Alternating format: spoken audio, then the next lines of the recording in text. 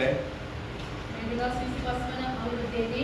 11வது மாதம் 30ஆம் தேதி வரை கர்த்தர் நம்மோடு கூட இருந்து நம்மை நடத்தி வந்திருக்கிறார். 11 වෙනි මාසයේ 9 වෙනිදා දක්වා උන්වහන්සේ අපට මඟ පෙන්වලා තිබෙනවා. இனியும் அவர் நடத்துவார்.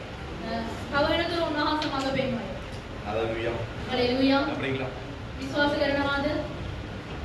தேவைகள் இருந்தது, குறைவுகள் இருந்தது, අවශ්‍යතාවය තියුණා, අඩුපාඩුකම් තියුණා, பலவீனங்கள் வந்தது, බලහීනකම් තියුණා, சோர்வுகள் வந்தது, බලහීනකම් තියුණා, தனிமைகள் வந்தது. කණිකම තියුණා. ஆனால் எல்லாவற்றிலும் கர்த்தர் நமக்கு போதுமானவராய் இருக்கிறார். මේ සෑම තත්ත්වයකදී උන්වහන්සේ අපට සෑයුණා. ஹalleluya. ஹalleluya. ஹalleluya. ஹalleluya. இந்த நாளில் கர்த்தர் நம்மோடு கூட பேசுகிறதற்காக 2 வேத பகுதிகளை கர்த்தர் நமக்கு தந்திருக்கிறார். අද දවසේදී උන්වහන්සේ අපිත් එක්ක කතා කරන පිණිස බයිබල් පද දෙකක් දීලා තිබෙනවා. ஒன்று පළවෙනි එක மத்தேயு எழுதின சுவிசேஷம் 25வது அதிகாரத்திலே මතේයු 25 වන පරිච්ඡේදයේ 14வது வசனம் தொடங்கி 30வது வசனம் முடிய 14 සිට 30 වෙනකම්. இரண்டாவது வேத பகுதி දෙවෙනි එක லூக்கா எழுதின சுவிசேஷம் 19வது அதிகாரம் ලූකා පොතේදී 19 වන පරිච්ඡේදය 12வது வசனம் தொடங்கி 27வது வசனம் முடிய 12 සිට 27 වෙනකම්.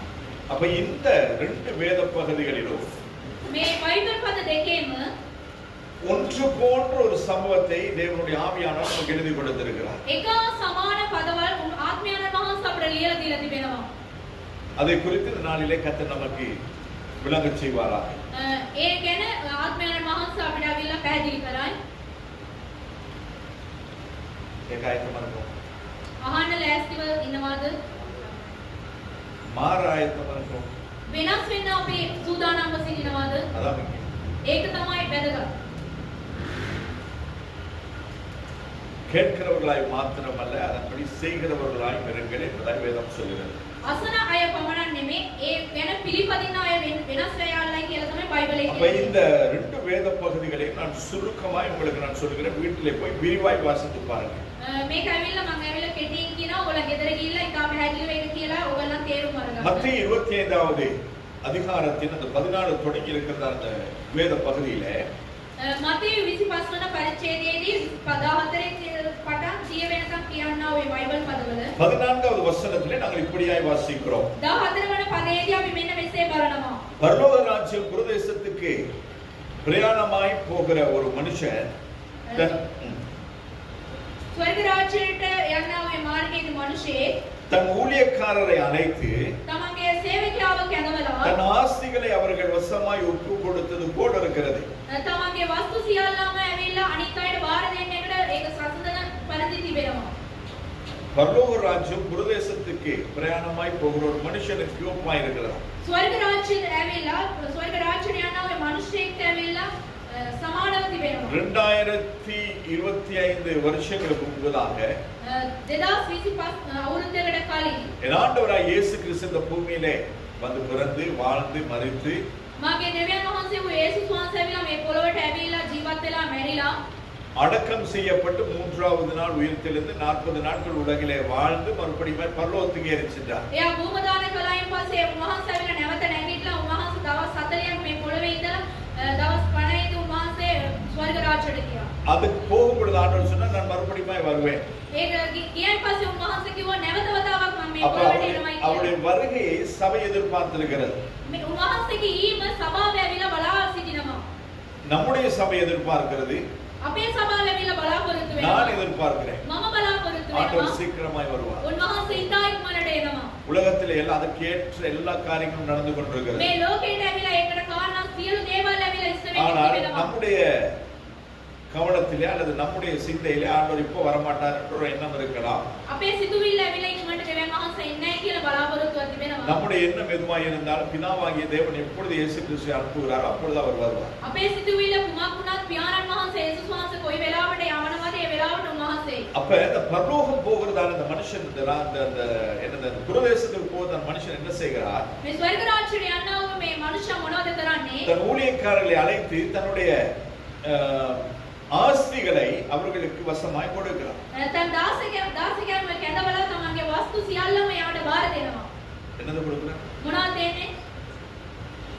அவருடைய சொத்து තමන්ගේ වස්තු ඔක්කොම බාර දෙනවා. அவருடைய ஆஸ்தி තමන්ගේ වස්තුව எல்லாவற்றையும் அவரிடத்துல கொடுக்கிறார். සියලු දේම බාර දෙනවා. கொடுத்து 15வது வசனத்திலே சொல்லப்படுகிறது, දුන්නයින් පස්සේ 15 වන වචනේ මේම කියනවා. அவன் அவனுடைய திறமைக்கு தக்கதாக තමන්ගේ එක්කෙනෙකුගේ ඒ කාර්යයට අනුව ஒருவனிடத்தில் 5 தாளந்தும் එක්කෙනෙකුට 5ක්ද ஒருவனிடத்தில் 2 தாளந்தும் තව එක්කෙනෙකුට 2ක්ද ஒருவனிடத்தில் 1 தாளந்துமாக கொடுத்து තව එක්කෙනාට 1ක් තරන්තයක් පිණිස දීලා அவன் உடனே புறப்பட்டு போனாராம். එයා ශ්‍රේණිකව එතනින් ගිහින් அவர் කියනවා. கொடுத்துட்டு பார்த்துட்டு இருக்கல, நீங்க என்ன பண்றீங்க? එයා දීලා විල බලාගෙන සිටියේ නම් මොනවද කරන්නේ කියලා. நாமனா ஒரு வேலையை கொடுத்துட்டு பார்த்துட்டு போய் செய்றாங்களா? අපි නම් වැඩක් දීලා ඒව බලාගෙන ඉන්නවා එයා කරනවද නැද්ද කියලා. இல்லனா இவங்க அரட்டை அடிச்சிட்டு இருக்காங்களா? එයා නැත්තම් මේක කරගෙන මොකක් කරේ இல்லனா லீவ் போட்டாங்களா? නැත්තම් නිවාඩු දාලාද? அப்படின்னு நாம பார்க்கிறது. අපි බලාගෙන ඉන්නවා. ஆனால் இந்த இடத்திலே பார்க்கும் பொழுது මේ ස්ථානයේදී අපි බලන විට அந்த மனுஷன் என்ன செய்கிறார்? ඒ මනුෂ්‍යයා මොනවද தன் කරන්නේ? ஆஸ்திகளை ஒவ்வொரு வசமாயும் கொடுத்து விட்டு තමන්ගේ වස්තු ඔක්කොම එක කෙනාට දීලා அவரவருடைய திறமைக்கு தக்கதாய் கொடுத்து விட்டு තමන්ගේ සියලු දේවල් වලට සතුටලා ඒව දීලා அவர் போயிட்டார். එයා ගිහිල්ලා ඉවරයි. அதே போலதான் கர்த்தர் இந்த நாளிலே நம்மிடத்திலே சில தாளந்துகளை கொடுத்திருக்கிறார். දෙවියන් වහන්සේ අද වනතුරු තුන්වහන්සේගේ තරන්තය එක කෙනාට දීලා அந்த තිබෙනවා. தாளந்துகள் நம்முடைய திறமைகளாய் இருக்கலாம். අපේ ඇවිල්ලා අපේ කාර්ය වෙන්න පුළුවන්. அப்படி தாளந்தே வேணும். අපේ තරන්තය වෙන්න පුළුවන්. அல்லது நம்மிடத்திலே இருக்கிறதான நம்முடைய ஒரு சிறப்பான சுபாவங்களாய் இருக்கலாம். අපේ අප තුල තිබෙනා විශේෂ හැකියාවක් වෙන්න පුළුවන්.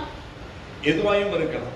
මොන දෙයක් වෙන්න ஆனால் පුළුවන්. இந்த இடத்திலே நாங்கள் பார்க்கிற விதமாய் அவருடைய ஆஸ்தியை அவர்கள் கொடுத்து விட்டு போய், அதாவது தாளந்து என்கிறது அந்த யூதருடைய நாட்களிலே இருந்ததான ஒரு விதமான பணம். ඒ යුද කාලයේදී තරන්තය කියන්නේ ඒ කාලේ තිබුණා වූ ඒ මුදල. அப்ப அதை கொடுத்துட்டு போகிறார். ඒක එයා දීලා යනවා. கொடுத்துட்டு போய் சில காலங்களுக்கு பின்பதாய் அவர் வந்து එයා දීලා කාලයකට පසු එයා ඇවිල්ලා கொடுத்ததை அவர் கணக்கு கேட்கிறார். එයා දීපු එක ගණන් ඉල්ලනවා. கொடுத்ததை யார் கேட்டா நமக்கு பிடிக்காது, දීපු එක කවුරු හරි ඉල්ලුවොත් අපිට කැමති නැහැ. டென்ஷன் ஆயிடும். අපි එයාලා කේන්ති වෙනවා. வாங்கும் போது வாங்குவோம், ගන්නකොට අපි ගන්නවා. ஆனா கேட்கும் போது கொடுக்கிறதுக்கு சிலருக்கு மனசு வராது. ඒක ආන විට ඒකට දෙන්නේ ඇවිල්ලා ඒකට හිතක් නැහැ. ஆனா அது வேற. ඒක වෙන ஆனா இந்த කතාවක්. இடத்துல நாங்கள் பார்க்கும் பொழுது මේ ස්ථානයේදී අපි බලන විට அவர்களை அழைத்து இந்த கணக்கை கேட்கும் பொழுது அவர்கள் வந்து கொடுக்கிறார். එයා ඒගොල්ලව කැඳවලා මේක දුන්නායින් පස්සේ ඒකෙන් ගණන් ඉල්ලනවා එයා. 5 வாங்கினவன் 10,000 ரூபாய் கொடுக்கிறார். පහක් ගත්තු එක්කෙනා 10කට ඒක වැඩි කරලා දෙනවා. அப்ப அவர் சொல்லுகிறார், என்னுடைய பிதா என்னுடைய சந்தோஷத்துக்குள்ளே உண்மையை முத்தமுள்ள ஊழியக்காரனே என்னுடைய சந்தோஷத்துக்குள் பிரவேசி என்று அவர் சொல்லுவதை நாங்கள் பார்க்கிறோம். සැබෑ වූ සේවකයා මාගේ පියාණන් වහන්සේගේ සතුටට එන්න කියලා එයා என்னுடைய කැඳවනවා. சந்தோஷத்துக்கு. මාගේ සතුටට அதே போல 2 தாளந்துகள் வாங்கினவனுக்கும் அதேதான். තරන්ත දෙකක් ගත්තු එක්කෙනාටත් ඒකමයි. ஆனால் ஒரு தாளந்தை வாங்கின மனுஷன் வந்து சொல்லுகிறான், එකක් ගත්තු ඒ තරන්ත එකක් මනුෂ්‍යයා වෙලා කියනවා. 24 25வது வசனத்தை வாசித்து பாருங்கள். 24 සහ 25 කියවලා බලන්න. ஒரு தாளந்து வாங்கினவன் வந்து, එකක් ගත්තු එක්කෙනා ඇවිල්ලා ஆண்டவரே දෙවියන් நீர் වහන්සේ விதைக்காத இடத்தில் அறுக்கிறவரும் ඔබ නොවලපු තැනින් කපන්නා වූ தெளிக்காத இடத்தில் சேர்க்கிறவருமான கடினமுள்ள மனுஷன் என்று அறிவேன். නොයිස් ඇති රැස් කරන්නා වූ දෙවියන් වහන්සේ කියලා මට දන්නවා. அப்ப இந்த முதலாவது ஒரு தாளந்து பெற்ற மனுஷன் என்ன வந்து சொல்லுகிறார்? එකක් ගත්තු එක්කෙනා මොනවද කියන්නේ? உண்மை அறிவேன், ඔබ වහන්සේ මට දන්නවා. உண்மை குறித்து எனக்கு தெரியும், ඔබ වහන්සේ ගැන මට දන්නවා. நல்லா தெரியும். හොඳට දන්නවා. எப்படி தெரியும்? කොහොමද දන්නේ? விதைக்காத இடத்துல அறுக்கிறவனும் වපුරන් නැති ස්ථානයක උන්වහන්සේ කපන්නා වූ දෙවියන් වහන්සේ தெளிக்காத இடத்துல நீர் சேர்க்கிறவர் என்றும் நான் அறிவேன். නොයිස් තැනවල උන්වහන්සේ රැස් කරන්නා වූ දෙවියන් වහන්සේ කියලාවත් මට දන්නවා. சில நேரங்கள்ல சபை பெருகிடும், සමහර දවස්වල මේ සභාව වෙලා පිළිලා பெருகி கூட்டி இருக்கும், අතු ගන්නවා මේ கூட்டி இருக்கும். අතු ගාලා තිබෙනවා. அப்ப அப்படி போகும்போது என் காலில் சில நேரம் ஏதாவது அப்படி தட்டுப்படும். අපි මම ඇවිදගෙන යනකොට මොකක් කරේ කකුලට පෑගෙනවා. அப்ப அந்த இடத்துல இருக்கிறவங்களே அல்லது கூட்டினவங்களே சொல்றது தெரியல, கொஞ்சம் மண் இருக்கு, අතු ගාපු එක්කෙනාට කියනවා මෙතන වැලි ටිකක් இந்த තිබෙනවා. இடத்துல கொஞ்சம் தூசி இருக்கு அப்படின்னு சொல்லுகிறார். මෙතන ටිකක් දූවිලි තිබෙනවා කියලා அப்ப කියනවා. அந்த நேரத்துல சில நேரங்கள் என்ன பிள்ளைகள் அதை பெருக்கும் போது சொல்லுவாங்க, அப்பாவுக்கு மட்டும் இது எப்படிதான் அகப்படுமோ தெரியாது, පාෂට කියනවලු දරුවන් දෙන්නා තාත්තර කොහොමද මේක நாங்க பார்த்து பார்த்து தான் எல்லாமே செய்வோம். බලවල තමයි ඔක්කොම කරන්නේ. என் மனைவி அப்படிதான் சொல்லுவாங்க, සිස්ටර්ත් එහෙම තමයි කියන්නේ. உங்களுக்கு மட்டும் எப்படிதான் அது தெரியுமோ தெரியாது, ඔයාට විතර කොහොමද මේක எவ்வளவோ பார்த்து තේරෙන්නේ? பார்த்து செஞ்சாலும் எங்கேயாவது ஒரு இடத்துல ஏதாவது ஒரு புத்தகத்தை கண்டுபிடிப்பீங்க. කොච්චර බල්ල කරලත් ඒක ඇවිල්ලා වැරද්දක් කියනවා. இப்ப சாதாரணமான ஒரு கணவனாய் ஒரு தகப்பனாய் அல்லது ஊழியக்காரனாய் සාමාන්‍ය විලා ස්වාමි පුරුෂයෙක් ඇටියට, සේවකයෙක් ඇටියට, දෙවියන් වහන්සේගේ දරුවෙක් ඇටියට, பிள்ளைக்கு ඇටියට පියෙක් ඇටියට நம்முடைய கண்களுக்கே சில காரியங்கள் தெரியும் பொழுது අපගේ ඇස් වලටම මෙවැනි දේවල් පේනවා නම් பூமி எங்கும் உலாவித் திரிகிற ஆண்டவருடைய கண்களுக்கு ஏதாவது மறைவா இருக்கும்? මේ ලෝකයේ ඔක්කොම පාලනය කරන දෙවියන් වහන්සේට මොකක් හරි සංගවලා තිබේද? அவருடைய கண்களுக்கு எதுவுமே மறைவு கிடையாது. උන්වහන්සේගේ නෙත් වලට කිසිම දෙයක් සැදවීමක් නැහැ. முன்ன ஒரு கதை சொல்லுவாங்க. ඉස්සර කාලේ ඇවිල්ලා කතාවක් කියනවා. பூனை பால் குடிக்கும் பொழுது முன்ன ஒரு காலத்துல சொல்லுவாங்க பூனை தண்ணி குடிக்காது. ඉස්සර කාලේ කියනවා පූස ඇවිල්ලා වතුර බොන්නේ නැහැ කියලා. கேள்விப்பட்டிருக்கீங்க? பூனை தண்ணி குடிக்காதுமா. පූස ඇවිල්ලා වතුර බොන්නේ නැහැ. ஆனா இப்ப நான் பாக்குறேன் எல்லா பூனையும் நம்மளை விட அதிகமா தண்ணி குடிக்கும். අපිටත් වැඩියෙන් ඇවිල්ලා වතුර බොනවා. ஏன்னா அது ரொம்ப டிஹைட்ரேட் ஆகுது. அது ரொம்ப தண்ணி வறண்டு போயிருது போல உடம்பு இந்த அடிக்கிற வெயிலுக்கு. අවුවට ඇවිල්ලා ඒ වගේ වේලා හොඳට වතුර බොනවා. அப்ப அப்படி இருக்கும் பொழுது என்ன நடக்கிறது? එහෙම වෙනකොට මොනවද සිදු වෙන්නේ? பூனை குடிக்கும் பொழுது பால் குடிக்கும் பொழுது கண்ணை மூடி தான் குடிக்கும். පූස ඇවිල්ලා කිරි බොනකොට ඇස් වහගෙනලු කිරි බොන්නේ. அது எப்ப பால் பூனைக்கு யாராவது பால் பையன் தம்மா வந்து குடிச்சிட்டு போ அப்படின்னு කවුරු හරි කිරි දෙනවාද මේ මෙන්න දීලා යන්න කියලා. பூனை குடிக்கிறதே திருட்டுப்பா. පූස බොන්නේම හොරගම් කරනවා. அப்ப கண்ணை மூடிட்டு குடிக்கும் போது பூனை நினைக்கும் ஒருத்தருமே பார்க்கல எல்லாம் இருட்டா இருக்கு அப்படின்னு. එයා ඇවිල්ලා ඇස් වහගෙන බොනකොට ஏன்னா கண்ணை மூடிட்டு எல்லாமே இருட்டா தானே இருக்கும். ඇස් වහගත්තාන් පස්සේ ஆனா பட்டால்னு ஒழுங்குதான் தெரியுமா ஓ யாரோ ஒருத்தன் பார்த்துட்டான் அப்படின்னு. කවුරු හරි ගානකොට තමයි තේරෙන්නේ කවුරු හරි බලලා තිබෙනවා. அதே போல தான் நம்முடைய வாழ்க்கையில அநேகமான நேரங்கள்ல අපගේ ජීවිතේ බොහෝ වෙලාවක நாங்க நினைக்கிறோம் நாங்க செய்யறது யாருக்குமே தெரியுது இல்ல. අපි ඇවිල්ලා හිතනවා අපි කරන ඒවා කාටවත් තේරෙන්නේ නැහැ කියලා. யாருக்குமே வெளிச்சம் கிடையாது. කාටවත් ඇවිල්ලා එළිය නැහැ. ஆனால் எல்லாவற்றையும் பார்த்து விடுவது. සියලු දේම බලා ගන්නවා දෙවියන් වහන්සේ ඉන්නවා. அதுதான் யோசேப்பு சொல்றாரு. ඒ ඉඳ තමයි යෝසෙෆ් කියන්නේ. பார்வோனுடைய மனைவி சொல்லுங்க ஒருத்தருமே கிடையாது நான் நீங்க மட்டும்தான். පාර්වන්ගේ භාර්යාව කියන ඔබ සමම තමයි ඉන්නේ වෙන කවුරුත් නැහැ කියලා. ஆனால் யோசேப்பு சொல்றாரு යෝසෙෆ් කියන මගේ දෙවියන් වහන්සේ බලා සිටිනවා அவருடைய කියලා. கண்களுக்கு மறைவா எதுவுமே கிடையாது. උන්වහන්සේගේ නෙත් වලට කිසිම දෙයක් සංගවලා කරන්නට அப்ப බැහැ. இவனுக்கு எல்லாம் அவரை குறித்து தெரியும். මෙයාට ඇවිල්ලා සියලු දේ දෙවියන් වහන්සේ ගැන දන්නවා. தெரிந்தும் அவன் அவரிடத்துல வந்து சொல்லுகிறதை நாங்கள் பார்க்கிறோம். එයා දැනගෙන එයා ගැන දෙවියන් වහන්සේගෙන් කියනවා දෙවියන් වහන්සේට. அதே போலதான் நமக்கும் அநேகமாய் மற்ற சபைகளை குறித்து எனக்கு தெரியும். இந்த சபையில இருக்கிறவங்களுக்கு தெரியும் ஆண்டவர் எப்படிப்பட்டவர். මේ සභාවේ ඉන්න කට්ටියට දන්නවා දෙවියන් වහන්සේ කොයි වගේ කෙනෙක්ද කියලා. நம்மை நியாயம் தீர்க்க வரப்போகிறவர் அல்லது நம்முடைய மனவாளன் அவர் எப்பேற்பட்டவர் என்பது நமக்கு நன்றாய் தெரியும். අපි විනිශ්චය කරන්නට යන්නේ අපගේ මනාලයා කෙසේද කියලා අපි සියලු දෙනාටම அப்ப දන්නවා. அந்த தேவனுக்கு நானும் நீங்கள் எந்த அளவு உண்மையா இருக்க வேண்டும் என்கிறது நமக்கு நன்றாய் அறிந்திருக்கிறோம். ඒ දෙවියන් වහන්සේට අපි සැබෑව ජීවිතයේ කොහොමද තියන්න ඕනේ කියලා ඔබට සහ මට හොඳටම දන්නවා. ஆனால் அறிந்தும் நாங்கள் என்ன செய்கிறோம் சில காரியங்களை செய்து ஆண்டோட போயிட்டு அதுக்கு நாங்கள் சில ரீசன்ஸ் கொடுக்கிறோம். අපි ඇවිල්ලා හොඳට දැනගෙනත් මොනවාරි කාර්යයක් කරලා ඒ දෙවියන් වහන්සේට කියනවා. இப்படிதானே මේමනේ. நீ அன்பானவர் தானே ඔබ වහන්සේ ප්‍රේම දෙවියන් වහන්සේ. நீர் என்னை ரட்சித்தீர் தானே ඔබ වහන්සේ මාව ගලවලා நீர் තිබෙනවා. என்னை நடத்துகிறீர் தானே ඔබ වහන්සේ මාට මඟ நீர் என்னை පෙන්නනවා. விசாரிக்கிறீர் தானே ඔබ වහන්සේ මාව සෝදිසි உமக்கு කරනවා. தெரியாதா? ඔබ වහන්සේ දන්නේ சில නැහැ. ஆண்டவருக்கு சில நாங்கள் செய்கிற காரியங்களை நாங்கள் சரிப்படுத்துகிறதுக்கு சில காரியங்களை நாங்கள் அவர்களுக்கு நாங்கள் අපි சொல்லுகிறோம். කරාව වැරද්ද ඇවිල්ලා වහන්න ඇවිල්ලා මෙවැනි දේවල් අපි කියවෙනවා දෙවියන් වහන්සේට. ஆனால் இது தேவனுக்கு உகந்ததா இல்லையா என்பதை குறித்து நாங்கள் பார்ப்போமானால் මේක දෙවියන් වහන්සේට හරිද කියලා අපි බලන විට அது தேவனுக்கு பிரியமானது கிடையாது. මේක දෙවියන් වහන්සේට ප්‍රිය වූ කාර්යයක් නෙමෙයි. 19வது வசனத்திலே ஒரு பதம் உண்டு. දානවන පදේ තිබෙනවා.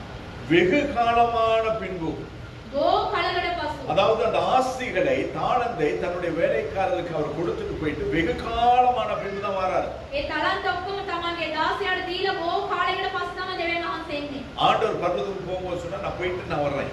ස්වර්ග රාජ්‍යයට උන්වහන්සේ ගිහිල්ලා උන්වහන්සේ යනකොට කිව්වා මං ගිහිල්ලා එනවා நான் வந்து කියලා. நான் இருக்கிற இடத்துல உங்களையும் இருக்கும்படியாய் சேர்த்துக் கொள்வேன். මං ඇවිල්ලා මං ඉන්න ස්ථානෙට ඔයගොල්ලන්වත් එක්කරගෙන යන පිරිස ඔයගොල්ලන්ව அதை එක්කගෙන சொல்லி 2025 வருஷம் ஆயிடுச்சு.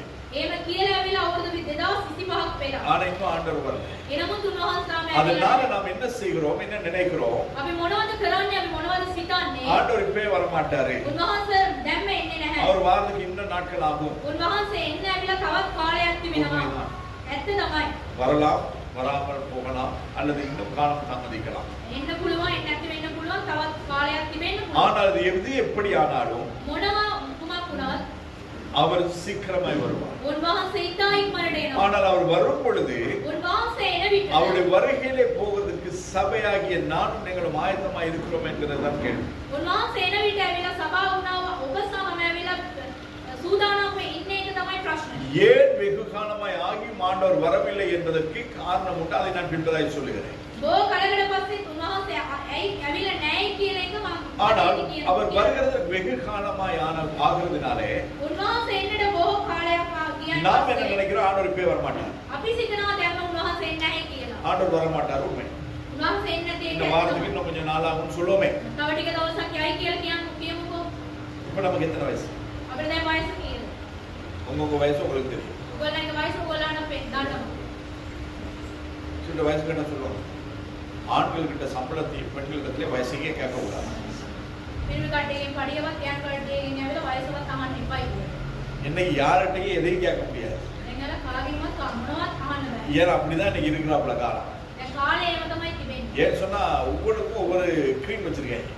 ඉතින් කාර්යය තිබෙලා තියලා சுருக்கம் உணர்ந்த மூஞ்சி தூக்கி நிறுத்துறதுக்கு ஒரு க்ரீம், වැලිලි උනොත් ක්‍රීම් එකක් තිබෙනවා. வெள்ளையான தலையை கருப்பாக்குறதுக்கு ஒரு க்ரீம், සුදු කොණ්ඩේ ඇවිල්ලා කළු කරන්න ක්‍රීම් එකක්. மொட்டையா இருக்கிற தலையில முடி முளைக்கிறதுக்கு ஒரு எண்ணெய். කොණ්ඩේ නැති එකට කොණ්ඩේ වැවෙන්න තව තෙල්. சில ஆண்களை பார்த்துருக்கீங்களா, සමහර ක්‍රීම් ආය බලන්න. தலை வெள்ளையா இருக்கும், தாடி வெள்ளையா இருக்கும், மீசையை மட்டும் கருப்பு வச்சிருக்காங்க. කොණ්ඩේ ඇවිල්ලා කොණ්ඩේ රැවුල ඇවිල්ලා කළු සුදු පාට. அது எப்படிதான் வருதுன்னு தெரிய மாட்டேங்குது. ඒක කොහොමද කියලා දන්නේ නැහැ. முட்டியும் வெள்ளையா இருக்கும், කොණ්ඩේ ඇවිල්ලා සුදු පාටට තියෙනවා. தாடியும் வெள்ளையா இருக்கும், රැවුල සුදු පාට. ஆனா மீசை மட்டும் கருப்பா இருக்கும். மீசை உடனே උඩ රැවුල විතරක් කළු පාටට තියෙනවා. அது எப்படின்னு தான் தெரியுது. ඒක කොහොමද කියලා තමයි දන්නේ. கர்த்தர் அதுக்கு படி. ඒක දෙවියන් වහන්සේ තමයි කියන්නේ. ஆனால் வேதம் தெளிவாய் சொல்லுகிறது, දෙවියන් වහන්සේගේ වචනේ ඉතා පැහැදිලිව කියනවා. வெள்ளையாகிறத கருப்பாக்குறது நம்மால முடியாது. සුදු වෙන එක කළු කරන්න අපිට බෑ. என்ன வைங்க தப்பு கிடையாது. තෙල් තියන්න ඒක ප්‍රශ්නයක් නෑ. ஆனா டை அடிக்கிறதெல்லாம் வேதம் நமக்கு அனுமதிக்கிறது இல்லை. ඩයි ගාන එක දෙවියන් වහන්සේගේ වචනේ කියලා නැහැ. ஆண்டுடைய சரீரமாகிய இந்த ஆலயத்திலே நாங்கள் பச்சை குத்துறதற்கு அந்தந்த காரியங்களுக்கு அனுமதி இல்லை என்று வேதம் சொல்லுகிறது. දෙවියන් වහන්සේගේ ශරීර අමාලිගා වුණා මේ ශරීරය අපි කැමති විදියට ஏன்னா இது அவருடைய ஆலயமானபடினாலே இது நம்மால கெடுக்க முடியாது, இல்ல கை வைக்க முடியாது. දෙවියන් වහන්සේගේ මාලිගාවක් වුණ හින්දා මේකට අපිට කිසිම දෙයක් කරන්න බෑ. உலகத்தில் இருக்கும் பொழுது வேதம் செய்யலாம். ලෝකේ ඉන්නකොට කැමති දෙයක් ஆனால் කරන්න. இன்று நாம் ரட்சிக்கப்பட்டு நாம் கர்த்தராகிய இயேசு கிறிஸ்துவை நாம் சொந்த ரட்சகராய் ஏற்றுக்கொண்டு மனம் மாறி நாங்கள் ஞானஸ்தானம் எடுத்து நாங்கள் சபையிலே சேர்ந்து ஆராதிக்க ஆரம்பிக்கிறோமோ, අපි ගැලවීම ලබලා ඇවිල්ලා බෞතිස්ම අරගෙන අපි ඇවිල්ලා සභාවට ඇවිල්ලා දෙවියන් වහන්සේව නමස්කාර කරන්න අපි පටන් அதற்கு ගන්නවා. பின்பு நாம விரும்புறபடி நம்மால வாழ முடியாது. අපි කැමති විදියට අපිට ජීවත් වෙන්න බෑ. முடியும். පුළුවන්. நமக்கு எல்லாவற்றையும் அனுபவிக்கிறது நமக்கு அதிகாரம் உண்டு. සියලු දේ ඇවිල්ලා පාලනය කරන්න මුක්ති විඳින්න අපිට ඇවිල්ලා පුළුවන්. ஆனால் எல்லாம் தகுதியாயினார் என்று வேதத்திலே வசனம் உண்டு. මේක ඇවිල්ලා අපිට සුදුසු නැහැ කියලා වචනයෙන් කියනවා. சரியா? அதன்படி நாங்கள் வாழ நாங்கள் அழைக்கப்பட்டோம். ඒ අනුව අපි ජීවත් වෙන්න ඇවිල්ලා කැදවලා තිබෙනවා. அந்த வசனத்தை குறித்து பாஸ்டர் இதுவரை பேசல தானே. මේ වචනේ ගැන තව වෙනතුරු පාස්ටර් කතා කරේ නැහැ නේ. அதனால அந்த இரத்தப்படி அவர் மேல. ඒ එක ඒ රුධිරය ඇවිල්ලා යා පිට அப்படி තමයි. நீங்க சொல்லலாம். එහෙම කියන්න පුළුවන්. ஆனால் இந்த வேதத்தை கர்த்தர் எல்லாருக்கும் கொடுத்திருக்கிறார். මේ වචනේ මේ බයිබලය ඇවිල්ලා දෙවියන් වහන්සේ හැමෝටම දීලා තියෙනවා. ஒண்ணுக்கு 2 பைபிள், එකකට දෙකක්, 2க்கு 3 பைபிள். දෙකකට තුනක්. அப்படி நான் வீட்ல வச்சிருக்கோம் சில. එහෙම ගෙදර තියාගෙන ඉන්න. ஆனா அந்த 3 பைபிளையும் இந்த வசனம் உங்களுக்கு அகப்படலன்றது தான் பெரிய ஆச்சரியம். මේ බයිබල් තුනේම මේ වචනේ ඇවිල්ලා ඔයගොල්ලන්ට අහුනේ නැහැ එක තමයි ලොකු පුදුමයක්. அந்த அளவுக்கு நாங்க பைபிள் வாசிக்கிறோம். එච්චරම අපි බයිබලේ කියනවා. அப்ப இந்த இடத்துல நாங்கள் பார்க்கிறோம், அவர் வெகு காலமான பின்பு வந்து கணக்கை கேட்கும் பொழுது මේ බොහෝ කාලයකට පස්සේ ඇවිල්ලා ගණන් ඉල්ලන විට ஒவ்வொருத்தரும் ஒவ்வொரு காரியங்களை சொல்லுகிறதையும் செய்கிறதை நாங்கள் பார்க்கிறோம். එක එක්කෙනා ඇවිල්ලා එක එක කාර්ය කියන එක අපි මේ ස්ථානයේදී බලනවා. அதற்கு பின்பதாக அந்த எஜமான் என்ன செய்கிறார், ඊට පස්සේ ඇවිල්ලා ඒ රජතුමා මොනවද இந்த කරන්නේ? ஒன்று கொண்டு வந்ததான அந்த மனுஷனிடத்தில் இருக்கிறதான அந்த தாளந்தை எடுத்து ඒ එකක් ගෙනාවා ඔය තරන්තේ තිබෙන මනුෂ්‍යයෙක්ගෙන් ඒක අරගෙන அதை மற்றவர்களுக்கு மற்ற இந்த 10 அதாவது 5 தாளந்தை 10ஆய் மாற்றி ஒப்பு கொடுக்கிறதை நாங்கள் பார்க்கிறோம். මේ තාලන්ත පහක් ඇවිල්ලා 10ක් පැටියට වෙනස් කරලා මනුෂ්‍යයාට දෙන එක சில நேரங்களிலே கர்த்தர் நமக்கு தாளந்துகளை தருகிறார், சில நன்மைகளை தருகிறார், சில ஆசீர்வாதங்களை கட்டளையிடுகிறார். සමහර වෙලාවට මහන්ස වෙලා තාලන්තය සහ ආශිර්වාදයේ සියලු දේ මහන්ස අපිට දෙනවා. அதை நாங்கள் சரியான விதத்தில் பிரயோகப்படுத்தாத பட்சத்திலே අපි ඒක හරි මාර්ගයෙන් ඒක ඇවිල්ලා බුද්ධි විඳින්න නැතුව ஆண்டவர் அதை நம்மிடத்திலிருந்து எடுத்து இன்னொருத்தருக்கு கொடுத்துருவார். දෙවියන් වහන්සේ ඒක අරගෙන අනිත් අයට ඒක දෙනවාද? அதுக்கு பின்பதாக நான் ஆண்டவரிடத்தில் கேள்வி கேட்கிறதுக்கு நமக்கு எந்த விதமான தகுதியும் கிடையாது. ඊට පස්සේ ඇවිල්ලා දෙවියන් වහන්සේගෙන් අපිට ඇවිල්ලා ප්‍රශ්න අහන්න බෑ. ஏனென்றால் ஆண்டவரை குறித்து நமக்கு நன்றாய் தெரியும். දෙවියන් වහන්සේ ගැන හරියට අපිට දන්නවා. நீர் விதைக்காத இடத்தில் அறுக்கிறவரும் தெளிக்காத இடத்தில் சேர்க்கிறவருமான கடின மனதுள்ளவர் என்று நாங்கள் அறிந்திருக்கிறோம். වපුරන්නේ නැති ස්ථානයකට කපන්නා වූ නොයි ස්ථානයකට රැස් කරනා දෙවියන් වහන්සේ කියලා මට දන්නවා. நம் தேவன் ரட்சகர், நம்முடைய அன்பானவர், தகப்பன், ஆத்ம நேசர் எல்லாமே நல்லது. අපගේ දෙවියන් වහන්සේ ඇවිල්ලා මේ වගේ දෙවි කෙනෙක් කියලා අපිට දන්නවා. ஆனால் கடைசி நாம் அறிந்திருக்க வேண்டும், அவர் நம்மை பட்சிக்கிற அக்கினியாய் இருக்கிறார் என்று எபிரேயருடைய புத்தகத்திலே நாங்கள் வாசிக்கிறோம். මේ පොතේදී කියනවා උන්වහන්සේ ඇවිල්ලා குசுல்னாவு උසුලන්නා ගින්නක් කියලා අපිට දන්නවා. அப்ப அந்த பட்சிக்கிற அக்கினி தான் நம்முடைய தேவன். ඒ පුසුලන්නා වූ ගින්න තමයි අපගේ அப்ப දෙවියන් அந்த தேவனிடத்தோடு அந்த தேவனோடு கூட நாங்கள் டீல் பண்ணும் பொழுது கவனமாய் நாங்கள் டீல் பண்ணணும். ඒ දෙවියන් වහන්සේත් එක්ක අපි ගනුදෙනු කරනකොට හරි ආකාර අපි ගනුදෙනු කරනවා. அதே போல நாங்கள் லூக்கா எழுதின சுவிசேஷம் 19வது அதிகாரத்தை நாங்கள் பார்ப்போமானால் ලූක් පොතේදී 19 වන පරිච්ඡේදයේදී අපි බලන විට 12வது வசனத்தை நாங்கள் பார்க்கிறோம். 12 වන පදයේදී අපි බලනවා பிரபுவாகிய ஒருவன் ஒரு ராஜ்யத்தை பெற்றுக்கொண்டு திரும்பி வரும்படி தூரதேசத்துக்கு போக புறப்பட்டான். லூக்கா 19:12. ලූක් 19:12. එබැවින් උන්වහන්සේ කතා කොට එක්තරා වංශවත් මිනිසෙක් තමාටම රාජ්‍යයක් ලබාගෙන ලබන නැවත එන පිණිස දුර රටකට ගියේය. நம்ம ஆண்டவர் போயிருக்காரா? අපේ දෙවියන් වහන්සේ ගිහිල්ලා තිබෙනවද? போயிருக்காரா இல்லையா? ගිහිල්ලා තිබෙනවද නැද්ද? நம்முடைய பிதாவினுடைய பரலோகத்தில் அநேக வாசஸ்தலங்கள் உண்டு. මගේ පියාණන් වහන්සේගේ දොරටු බොහෝමයක් තිබෙනවා. அதை நான் ஆயத்தம் பண்ணின பின்புதான் நான் உங்களிடத்தில் வருவேன். ඒක සූදානම් කළායින් පස්සේ මම ඔයගොල්ලන් ළඟට එනවා. வந்து நான் இருக்கிற இடத்திலே நீங்களும் இருக்கும்படி அவரை சேர்த்துக் கொள்வேன். ඇවිල්ලා මම ඉතියා ස්ථානයකට ඔයගොල්ලන්ව රැස් කරන පිණිස ඒක කරගෙන යනවා. சொன்னாரா? කිව්වද? போகும்போது நமக்கு ஒரு வேலை கொடுத்துட்டு போயிருக்கிறார். උන්වහන්සේ යන විට අපිට වැඩක් දීලා තිබෙනවා. என்ன வேலை? මොනවද වැඩ? மத்தேயு எழுதின சுவிசேஷம் 28வது அதிகாரம் මතෙවි පොතේදී 28 වෙනි පරිච්ඡේදය 18, 19, 20வது வசனம் வரை வாசிங்க. 18 ඉඳන් 20 වෙනකම් අපි කියවමු. மத்தேயு எழுதின சுவிசேஷம் 28வது அதிகாரம் මතෙවි 28 18, 19. அப்போது இயேசு சமீபத்தில் வந்து அவர்களை நோக்கி, வானத்திலும் பூமியிலும் சகல அதிகாரமும் எனக்கு கொடுக்கப்பட்டிருக்கிறது. நம்முடைய ஆண்டவருக்கு எப்பேற்பட்டவர்? අපගේ දෙවියන් වහන්සේ කොයි වගේ කෙනෙක්ද? வானத்திலும் பூமியிலும் சகல அதிகாரமும் உடையவர் தான் நம்முடைய கர்த்தராகிய இயேசு கிறிஸ்து. අපේ දෙවියන් වහන්සේ ආසස පොළවේදී සියලුම පාරණේ තිබෙනවා දෙවියන් වහන්සේ තමයි අපේ යේසුස් වහන්සේ. ஆகையால் நீங்கள் புறப்பட்டு போய் சகல ஜாதிகளையும் சீஷராக்கி பிதா குமாரன் பரிசுத்த ஆவியின் நாமத்திலே அவர்களுக்கு ஞானஸ்நானம் கொடுத்து. ஆண்டவர் எல்லாருக்கும் என்ன வேலையை கொடுத்திருக்கிறார்? දෙවියන් වහන්සේ හැමෝටම මොනවද වැඩක් දීලා තිබෙන්නේ? நாங்க புறப்பட்டு போய் අපි ගිහිල්ලා என்ன செய்யணும்? මොනවද කරන්න ඕනේ? சகல ஜாதிகளுக்கும் சுவிசேஷத்தை அறிவித்து அவர் ஞானஸ்தானத்துக்கு நேராக நடத்தும். සියලුම ජාතියට ඇවිල්ලා සුභාරංචිය කියලා ඒගොල්ලන්ව බෞද්ධිස්මට ඒගොල්ලන්ව රැගෙන යනවා. நீங்க ரட்சிக்கப்பட்டு எவ்வளவு நாள்? ඔයගොල්ලන් ගැලවීම ලබලා දවස් අවුරුදු කීයද?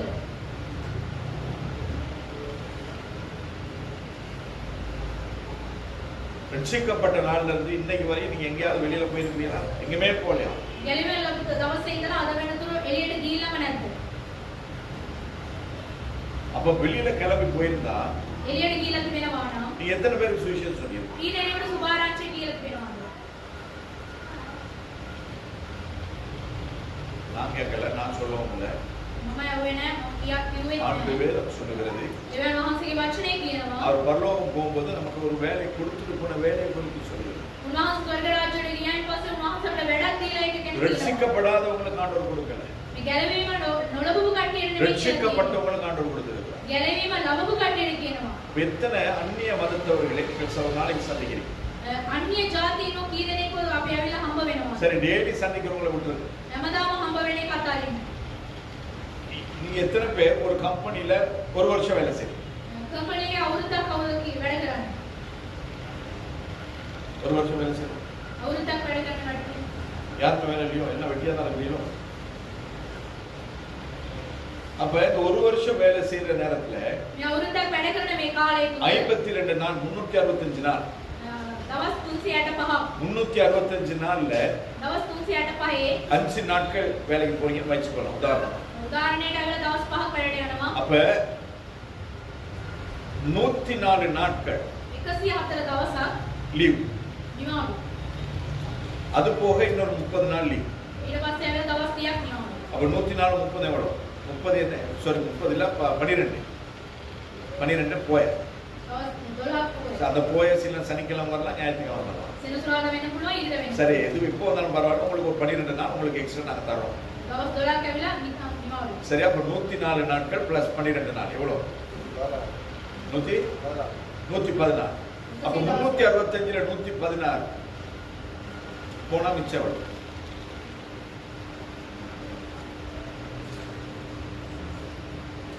நான் இவ்வளவு வீக்கா இருக்கிறீங்க கணக்கு. 249.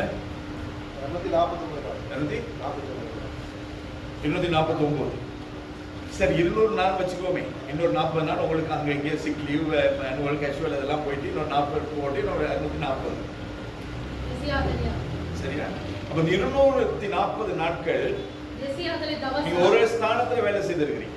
තැනක වැඩ කළා. ஒரு கம்பெனில வேலை செய்திருக்கிறீங்க. එක කම්පැනි එකේ වැඩ කරලා ஒரு තිබෙනවා. ஸ்கூல், சரி, ஒரு ஸ்கூல்ல படிச்சிருக்கிறீங்க. එක ස්කෝලේ එකේ ඉගෙනගෙන තිබෙනවා. அதாவது ஒரு ஸ்கூல்ல ஒரே ஸ்கூல்ல ஒரே கிளாஸ்ல. එක ස්කෝලේ එකේ එකම පන්තියක. அப்ப இந்த 240 நாட்களிலே මේ දවස් 240 மிஞ்சி மிஞ்சி போனவங்களோட எத்தனை பேர் வேலை செய்யலாம்? ඔයාලා කී දෙනෙක් ඔයගලත් එක්ක වැඩ කරන්න ඇතිද? எத்தனை பேர் உங்களோட கிளாஸ்ல படிக்கிறாங்க? சொல்லுங்க. 35. 35. அந்த 35 பேருக்கு 35 எத்தனை நாள்? දවස් කීයද? 240 நாள். 240 දවස්. சரி, 240 நாள்லயும் 40 நாளையும் இன்னும் கழிச்சிருவோம். තව ඒ 40ම இன்னும் உங்களுக்கு கிருபை பெருகிட்டே இருக்குது. දවස් කරනවා. சரி, அப்ப 200 நாள். දවස් 200. அப்ப 365ல 165 போய் இப்போ 200 நாள் தான் இருக்குது. දවස් 200යි ඉතුරු அப்ப වෙලා. 200 நாட்களிலே මේ දවස් 200ම 35 பேருக்கு මේ 35 දෙනෙකුට சுவிசேஷம் சொல்லியிருந்தா, අපි ඇවිල්ලා සුභාරංචිය அல்லது කියලා உங்களோட கூட තිබෙනවා. வேலை செய்யற ஒரு 10 பேருக்கு ඔයගලත් එක්ක වැඩ කරනවොත් 10 දෙනෙක්. சுவிசேஷம் சொல்லியிருந்தா, සුභාරංචිය කියලා அந்த තිබෙනවා. 200 நாட்கள்ல எத்தனை முறை சொல்லியிருக்கலாம்? මේ දවස් 200 ඇවිල්ලා කී සැරයක් කියලා ඇතිද? 10 பேர் இருந்தா உங்களோட 10 දෙනෙක් නම් எத்தனை தான் சொல்லியிருக்கலாம்? කී සැරයක් කියලා ඇතිද? 30 பேர் இருந்தா 30ක් හිටියොත් எத்தனை பேர் சொல்லியிருக்கலாம்? කී සැරයක් කියලා சரி, ඇතිද? 50 பேர் இருந்தா 50 දෙනෙක් හිටියොත් எத்தனை தான் சொல்லியிருக்கலாம்? කී සැරයක් කියලා ඇතිද? 50 பேர் இருந்தாலே 4 தானே சொல்லியிருக்கலாம். 50 දෙනෙක් හිටියොත් 10 பேர் இருந்தா எத்தனை தான் சொல்லியிருக்கலாம்? 10 දෙනෙක් හිටියොත් 40 தான். 46ක් කියන්න පුළුවන්. சரியா? 20 தான். 200 நாள் தான். 35 பேர் இருந்தா 35ක් නම් கிட்டத்தட்ட 4 தடவை சொல்லியிருக்கோம். මොනතරම් අතර சொல்லியிருக்கோம். කියලා ඇතිද අපි? சொல்லியிருக்கிறீங்களா? ඔයගොල්ලෝ කියලා තියෙනවද? இதுதான் பிரதான கட்டளை. මේක තමයි මහත්ව புறப்பட்டு போய் ඔයගොල්ලෝ නැගී சகல ஜாதிகளையும் සියලුම சீஷராக்கி ජාතින්ට ගෝලයක් කරලා ஞானஸ்தானம் கொடுக்கும்படி බෞතිස්ම දීලා குளத்திருக்கிறீங்களா? අපි ගෙනල්ලා நாம வீட்டு තියෙනවා. கூட்டம் வச்சாலே சபையில இருக்கிறவங்களே கூப்பிட்டு வச்சு சாப்பாடு போடுறது. අපි ඇවිල්ලා ගෙදර රැස්වීම තිබයි පොස් සභාව කට්ටිය තමයි කැමති. இதுக்கு මොනවද? உதாரணங்களை கூப்பிட்டாங்க. අලුත් කට්ටිය එකගෙන வருஷத்துக்கு ஒருக்கா பர்த்டே செலிப்ரேட் பண்ணுவோம். අවුරුද්දකට වතාවක් බර්ත්ඩේ එක සමරනවා. ஒரு 2 பேரை கூப்பிடுங்க. දෙන්නෙක්ව அது කරනවා. ஒரு வாய்ப்பா பயன்படுத்து. ඒක ඇවිල්ලා இதெல்லாம் கத்த நம்ம கொடுக்கிற வாய்ப்பு. මේක දෙවියන් වහන්සේ දෙන්නා කාර්යය. யாராவது புதுசா 2 பேரை கூப்பிட்டு நம்ம இது பண்றோம். අලුත් දෙන්නෙක්ව කැඳවලා අපි කියනවාද? நீங்க வாழ்ற ஏரியால நாம தான் யாரு என்னது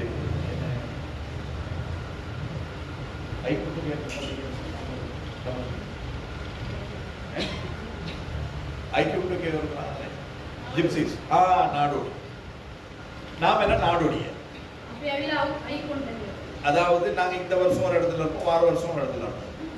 මේ අවුරුද්දක් මේ කොයරිනවා, තව අවුරුද්දක වෙන කොයරිනවා. சரி, அப்ப அது ஏன்னா இப்ப சிலர் வந்து சொந்த வீட்டுல ஒரு இடத்துல செட்டில் ஆயிடும். සමහර කට්ටිය ඇවිල්ලා ඒගොල්ලන්ගේ තමන්ගේ නිවසේම அப்ப அந்த சொந்த வீட்டுல இருக்கிறவங்க அந்த இடத்துல ஒரு 20 வருஷம் 10 வருஷம் 30 வருஷம், சிலர் சொல்லுவாங்க 5 வருஷம். තමන්ගේ නිවසේ ඉන්න කට්ටිය ඇවිල්ලා අඩුමතර අවුරුදු 5ක් හරින්දි. அப்ப அந்த 5 வருஷம் இருக்கிற நீங்க ඒ අවුරුදු 5ක් ඉන්න உங்க ඕගොල්ලෝ ஏரியால இருக்கிறவங்களுக்கு எத்தனை முறை சுவிசேஷம் சொல்லிருக்கீங்க? ඔයගොල්ලෝ වටේ ඉන්න කට්ටියට කීසරයක් කියලා ඇද්ද?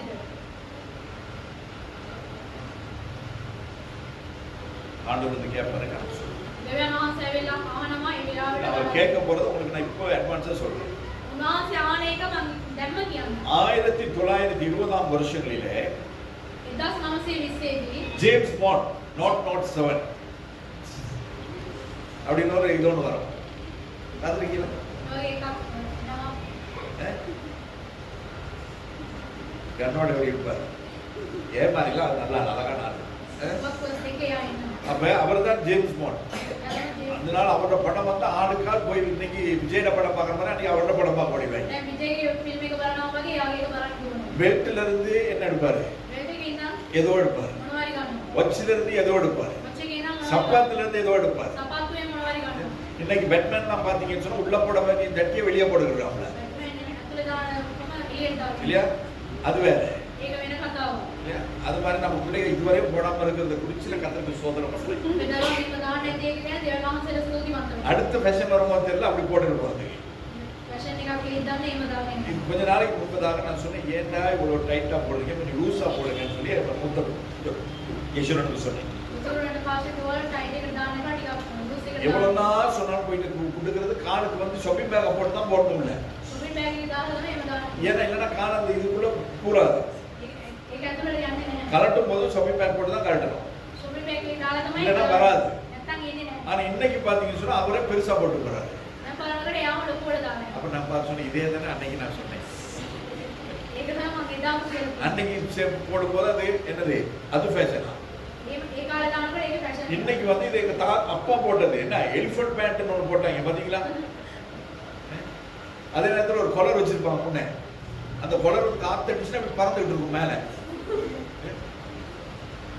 இதெல்லாம் அந்த காலத்துல போட்டது. இன்னைக்கு வந்த என்னது ட்ரெண்ட் இல்லாம இன்னும் கொஞ்சம் பார்த்தா அதான் அவங்க நான் பறக்கும்போது இவ்வளவு தான் பறஞ்சு, இன்னைக்கு போடுறது வந்து மேல பறகுது.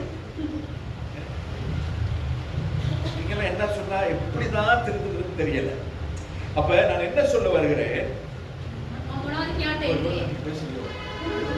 சரி, அப்ப 1927 வருஷத்துல பார்த்த அத்தனை காரியங்களையும் මේ අවුරුදු ගානේදී අපි බැලුවා ඒ සියලු කාර්ය. இன்னைக்கு நாங்க ஸ்மார்ட் வாட்ச்ல பார்க்கல. මේ ස්මාර්ට් වොච් එකේ බලන්නේ නැද්ද? இன்னைக்கு ஒவ்வொரு இடத்துலயும் ஒவ்வொரு காரியங்கள் நாங்க பார்க்கலையா? එක එක ස්ථානවල ඒ සිදුවීම් අපි බලන්නේ அப்ப නැද්ද? நாங்கள் எதை நாங்கள் படத்திலே நாங்கள் பார்த்தோமோ මොනවද අපි ඇවිල්ලා ෆිල්ම් වල බැලුවද? இன்னைக்கு அதை நாங்கள் நேரடியாக நாங்கள் பார்த்து கொண்டிருக்கிறோம். ඒ කාර්ය ඇවිල්ලා අපි ඇවිල්ලා දැන් අපේ ඇස් පිට අපි දකිනවා. இன்றைக்கு படம் எடுக்கிறதான கம்பெனி දැන් ෆිල්ම් එක ගන්නවා ඒ කම්පැනි முக்கோணமா ஒரு இது போடுவாங்க, படம் போடுவாங்கல்ல முதல்ல, ත්‍රිකෝණ වගේ එකක් දානවනේ. அது வந்து இலுமினாட்டிஸினுடைய சிம்பல். இலுமினாட்டிஸ் ඒ ඉලුමනාතිස්ගේ ඒ අඩයාලම. இலுமினாட்டிஸ் யார் என்று சொன்னால் ඒ ඉලුමනාතිස් කියන්නේ කවුද නම්? அந்தி கிறிஸ்துவினுடைய ஏஜென்ட். ඒ අන්තික්‍රිස්තුගේ ඒජන්ට් කෙනෙක්. இயேசு கிறிஸ்துவுக்கு வருகிறதுக்கு முன்பதாக யோவான் ஸ்நானகன் வந்து அவருடைய பாதைகளை எப்படி அவர் செவ்வாய்ப்படுத்தினாரோ, යේසුස් වහන්සේ එන්න කලින් ඇවිල්ලා යෝවාන් බෞතිස්ම එක්කෙනා ඇවිල්ලා යාගේ මාර්ගය සසඳුවාද? அந்தி கிறிஸ்து வருகிறதுக்கு முன்பதாக இப்ப இலுமினாட்டிஸ் வந்து எல்லாவற்றையும் உலகத்திலே செய்து கொண்டிருக்கிறார். ඒ අන්තික්‍රිස්තු එන්නටත් කලින් ඇවිල්ලා ඒ ඉලුමනාතිස් ඇවිල්ලා ඒ කාර්ය සියලු දේ කරමින් සිටිනවා. ஏழாம் அறிவு, ඒලම எந்திரன், ඉන්දිරන් இதெல்லாம் யார் எடுத்தது? මේ ඔක්කොම කවුද ගත්තේ? இலுமினாட்டிஸ். ඒ ඉලුමනාතිස්. நீங்க என்கிட்ட கேட்கலாம், பாஸ்டர் படம் பார்க்கறாரு போல. පාස්ටර් ඇවිල්ලා ෆිල්ම් හොඳට බලනවා இது කියලා. உட்கார்ந்து பார்த்தா தான் நமக்கு தெரியணும் கிடையாது. මේක වාඩි වෙලා බලනකොට තමයි මේක පේන්නේ. உலகத்தில் என்ன நடக்குதுன்னு சொல்லி நாம அப்டேட் ஆயிட்டே இருக்கோம். ලෝකයේ මොනවද සිදු වෙන්නේ කියලා ඒක අපි அதுக்குன்னு உட்கார்ந்து மொபைல் போனை நோண்டிட்டு இருக்கிறது கிடையாது. ඒකටම වාඩි වෙලා ෆෝන් එක ඔබ ඉන්න එපා. அப்டேட் ஆகணும்னு கத்த நினைச்சிட்டானே எங்க இருந்தாலும் உணர்ந்துருவார்.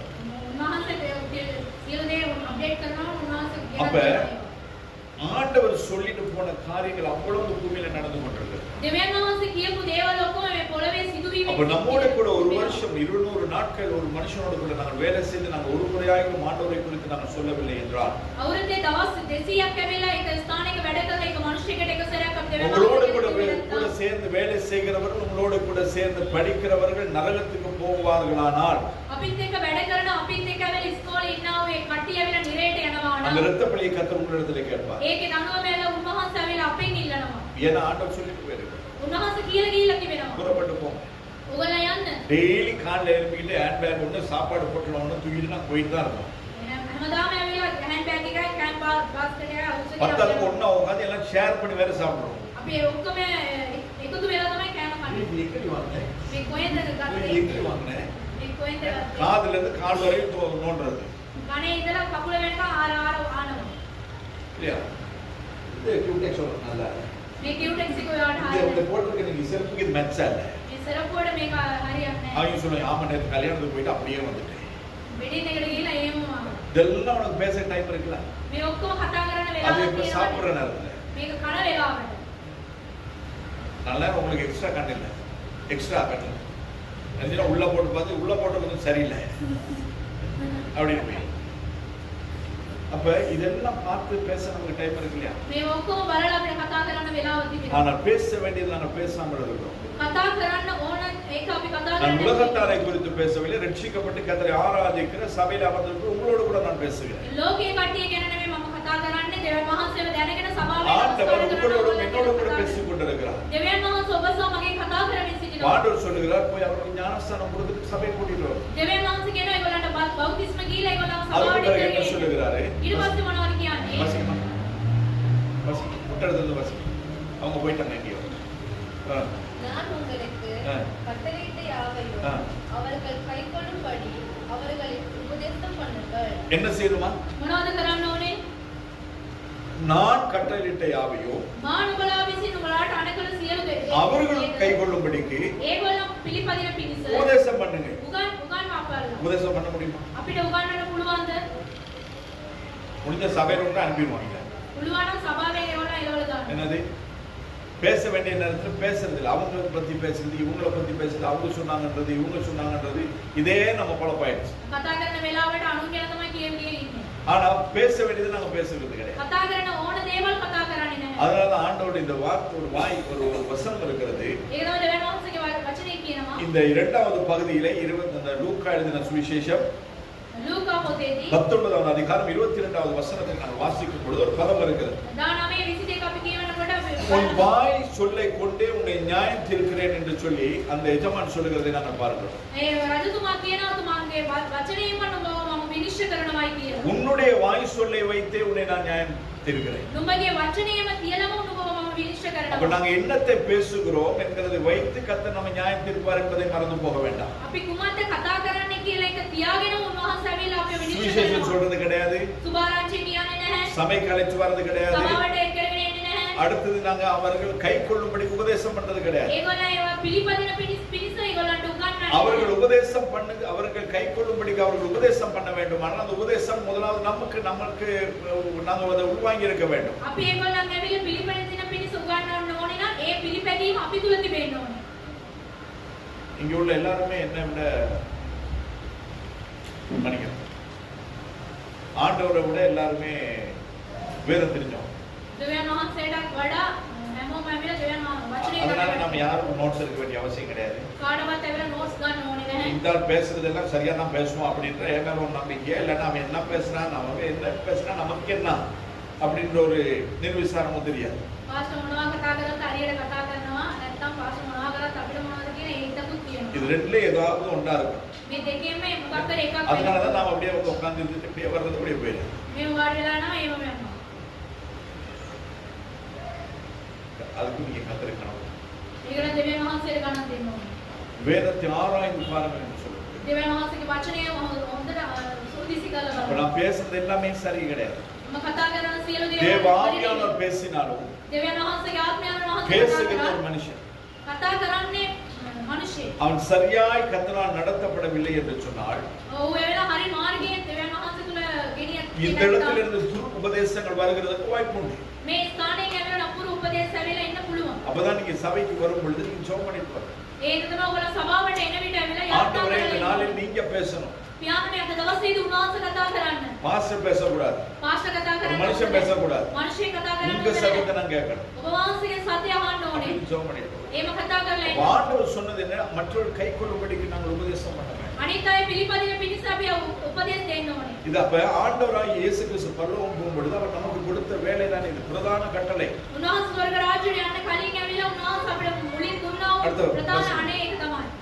இதோ உலகத்தின் முடிவு பரியந்தம் சகல நாட்களிலும் நான் உங்களுடனே கூட இருக்கிறேன் என்றார்.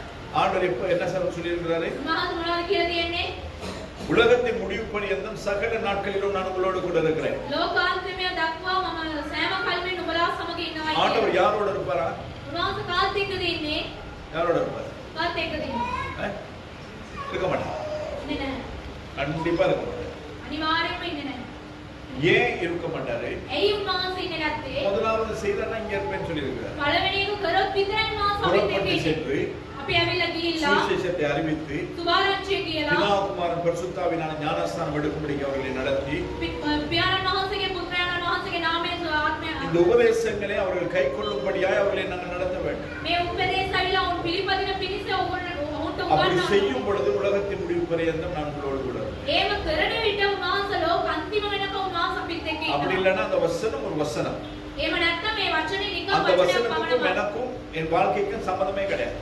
මේ වචනේටත් මටත් අපගේ ජීවිතේට කිසිම සම්බන්ධයක් නැහැ. எனவே அந்த வசனத்தின்படி நான் செய்தால்தான் அந்த வசனம் என்னுடைய வாழ்க்கையில கிரியை செய்யும். මේ වචනේ පරිදි අපි පිළිපදිතොත් විතරමයි ඒක අපේ ජීවිතයේදී ක්‍රියා அப்ப වෙන්නේ. இந்த லூக்கா சுவிசேஷத்திலே நாங்கள் என்னத்தை பார்க்கிறோம்? මේ ලූකා පොතේදී අපි මොනවද බලන්නේ? 13வது வசனத்திலே நாங்கள் பார்க்கும் பொழுது 11 වෙනි පදයේදී අපි බලනවා புறப்படும் பொழுது අපි යන විට அவன் தன் ஊழியக்காரரில் 10 பேரை அழைத்து එයාවිලා 10 දෙනෙක්ව කැඳවගලා அவர்களிடத்தில் ඒගොල්ලන්ගේ 10 ராத்தல் திரவியம் கொடுத்து 19ක් ඒගොල්ලන්ට நான் திரும்பி வரும் அளவும் මම එන විට இதை கொண்டு මේ කාර්යගෙන வியாபாரம் பண்ணுங்கள் என்று சொன்னார். මේකෙන් ගණදුරු කරන්න කියලා උන්වහන්සේ කියලා තිබෙනවා. ஆண்டவர் என்ன செய்திருக்கிறார்? උන්වහන්සේ මොනවද இந்த மனிதன் என்ன செய்திருக்கிறார்? මේ සායන මොනවද කියලා திரவியத்தை கொடுத்து ගුණ සුවඳ වස්ත්‍ර දීලා 10 பேரிடத்தில் என்ன என்ன கொடுத்திருக்கிறார்? මොනවද දීලා තිබෙන්නේ? திரவியங்களை கொடுத்து 10 ராத்தல் திரவியம். சரியா? அது பெருமதி நமக்கு தெரியாது. ඒක ඇවිල්ලා අගේ අපිට දන්නේ அந்த නැහැ. 10 ராத்தல கொண்டு வியாபாரம் பண்ணும்படியா கர்த்தர் சொல்லி இருக்கிறார். ඒ ගොවින්ට දීලා කියනවා ඒකේ ගණදුරු කරන්න කියලා. அப்ப இந்த 10 ராத்தலை கொண்டு போன 10 பேர்ல මේ 10 දෙනාගෙන්ම எல்லாரும் அவர் வந்த பின்பதாக அவர் எல்லாரும் அவர்கிட்ட வந்து கணக்கு கொடுக்குறாங்க. මේ හැම දෙනාම ඇවිල්ලා ගණන් දෙනවා.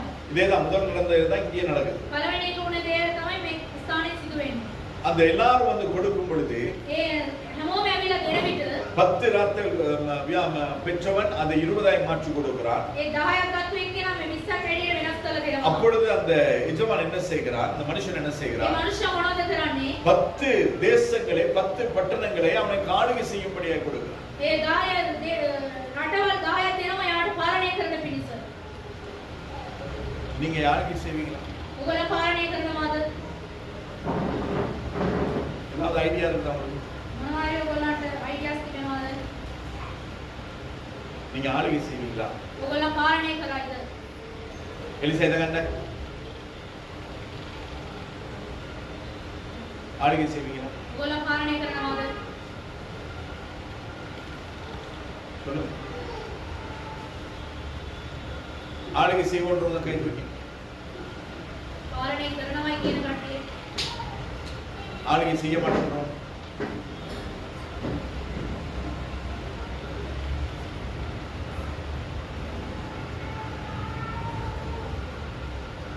இல்ல பொத்மலை கிருட்டிக்காரங்க ஆண்டோடைய வருகையில போறவங்க 1000 வருஷ அரசாட்சியில் ஆளுகை செய்வீங்க. දෙවියන් වහන්සේගේ ඊමෙන් යන කට්ටිය ඇවිල්ලා ඒ අවුරුදු 10 ගාන පාලනයේදී අපි පාලනය කරනවා. ஆண்டோட வருகையில போகாதவங்க ஆளுகை செய்ய மாட்டாங்க. දෙවියන් වහන්සේගේ ඊමේදී යන්නේ නැති කට්ටියට ඇවිල්ලා පාලනය කරන්න බෑ. புரியுதா? 1000 வருஷ அரசாட்சி இது. අවුරුදු 10 ගාන ஆண்டவரோடு கூட எடுத்துக்கொள்ளப்படுகிறவர்கள் இந்த சம்பவங்கள் எல்லாம் ஆண்டவர் ஏதோ ஒரு வேதத்தில் எழுதி வைக்கவில்லை. උන්වහන්සේ ඇවිල්ලා නිකම් මේ කාර්යය කියලා නැහැ.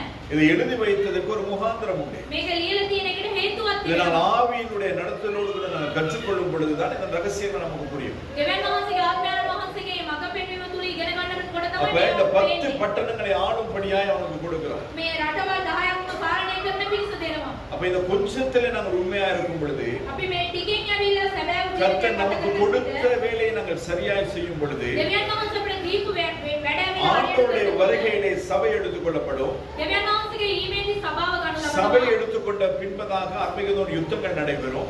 සභාව ගත්තායින් පස්සේ අර්මගේඩෝන් அந்திகிறிஸ்துனுடைய 7 ஆண்டு காலங்கள் நடைபெறும். අන්තික්‍රිස්තුගේ අවුරුදු 7ක් පාලනය அதற்கு කරනවා. பின்பதாக அர்மகெதோன் யுத்தம் நடைபெறும். ඒකට පසුව තමයි අර්මගේඩෝන් யுத்தය அதற்கு பின்பதாக ஆண்டவர் ஆகிய இயேசு கிறிஸ்து 1000 வருஷங்கள் பூமி அரசால் தம்முடைய பரிசுத்தவான்களோடு கூட வந்து තමන්ගේ සුද්ධවන්තයන් එක්ක ඇවිල්ලා දෙවියන් වහන්සේ අවුරුදු 10ක් ඇවිල්ලා මේ පොළොව පාලනය அப்ப කරනවා. கர்த்தர் நமக்கு கொடுக்கிற தானந்தா இருக்கட்டும், அவர் கொடுக்கிறதா அந்த திரவியங்களா இருக்கட்டும், இதை நாங்கள் வைத்து நாங்கள் செய்கிற ஊழியத்தின் படி அல்லது நாங்கள் வாழ்கிற வாழ்க்கையின் படி கர்த்தர் நமக்கு பதில் செய்வார். දෙවියන් වහන්සේ දීලා තිබෙනවා මේ දලන්තෙන් අපේ ජීවිතය අපි ගත කරනකොට උන්වහන්සේ ඒකට අරියන ඵලය උන්වහන්සේ අපිට දෙනවා.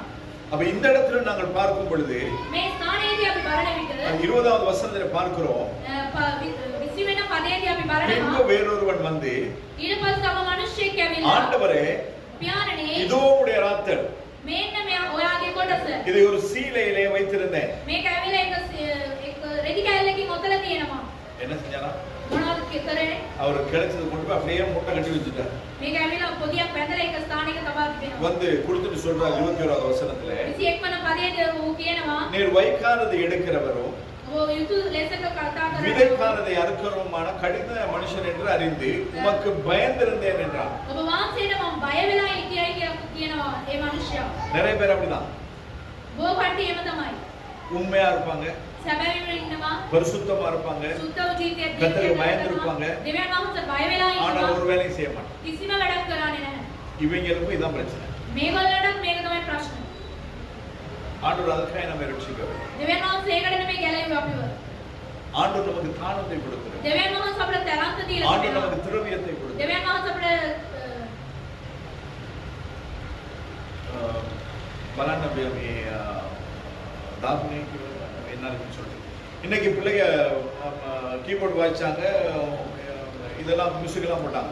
දරුවන් ඇවිල්ලා කීබෝඩ් ඔක්කොම මේ මියුසික් එකේම ඒගොල්ලෝ මේව කරනවා. அப்ப கர்த்தர் அவங்களுக்கு கொடுத்த தானத்தை கர்த்தருக்காக பயன்படுத்தி இருக்கிறார். දෙවියන් වහන්සේ ඒගොල්ලන්ට දීපු ඒ තරන්තේ දෙවියන් වහන්සේ උදෙසා පාවිච්චි කරලා තිබෙනවා. அப்ப இதை கர்த்தர் கனப்படுத்தி இந்த பிள்ளைகளை இன்னும் தன்னுடைய ஊழியத்திலே மேம்படுத்துவார்.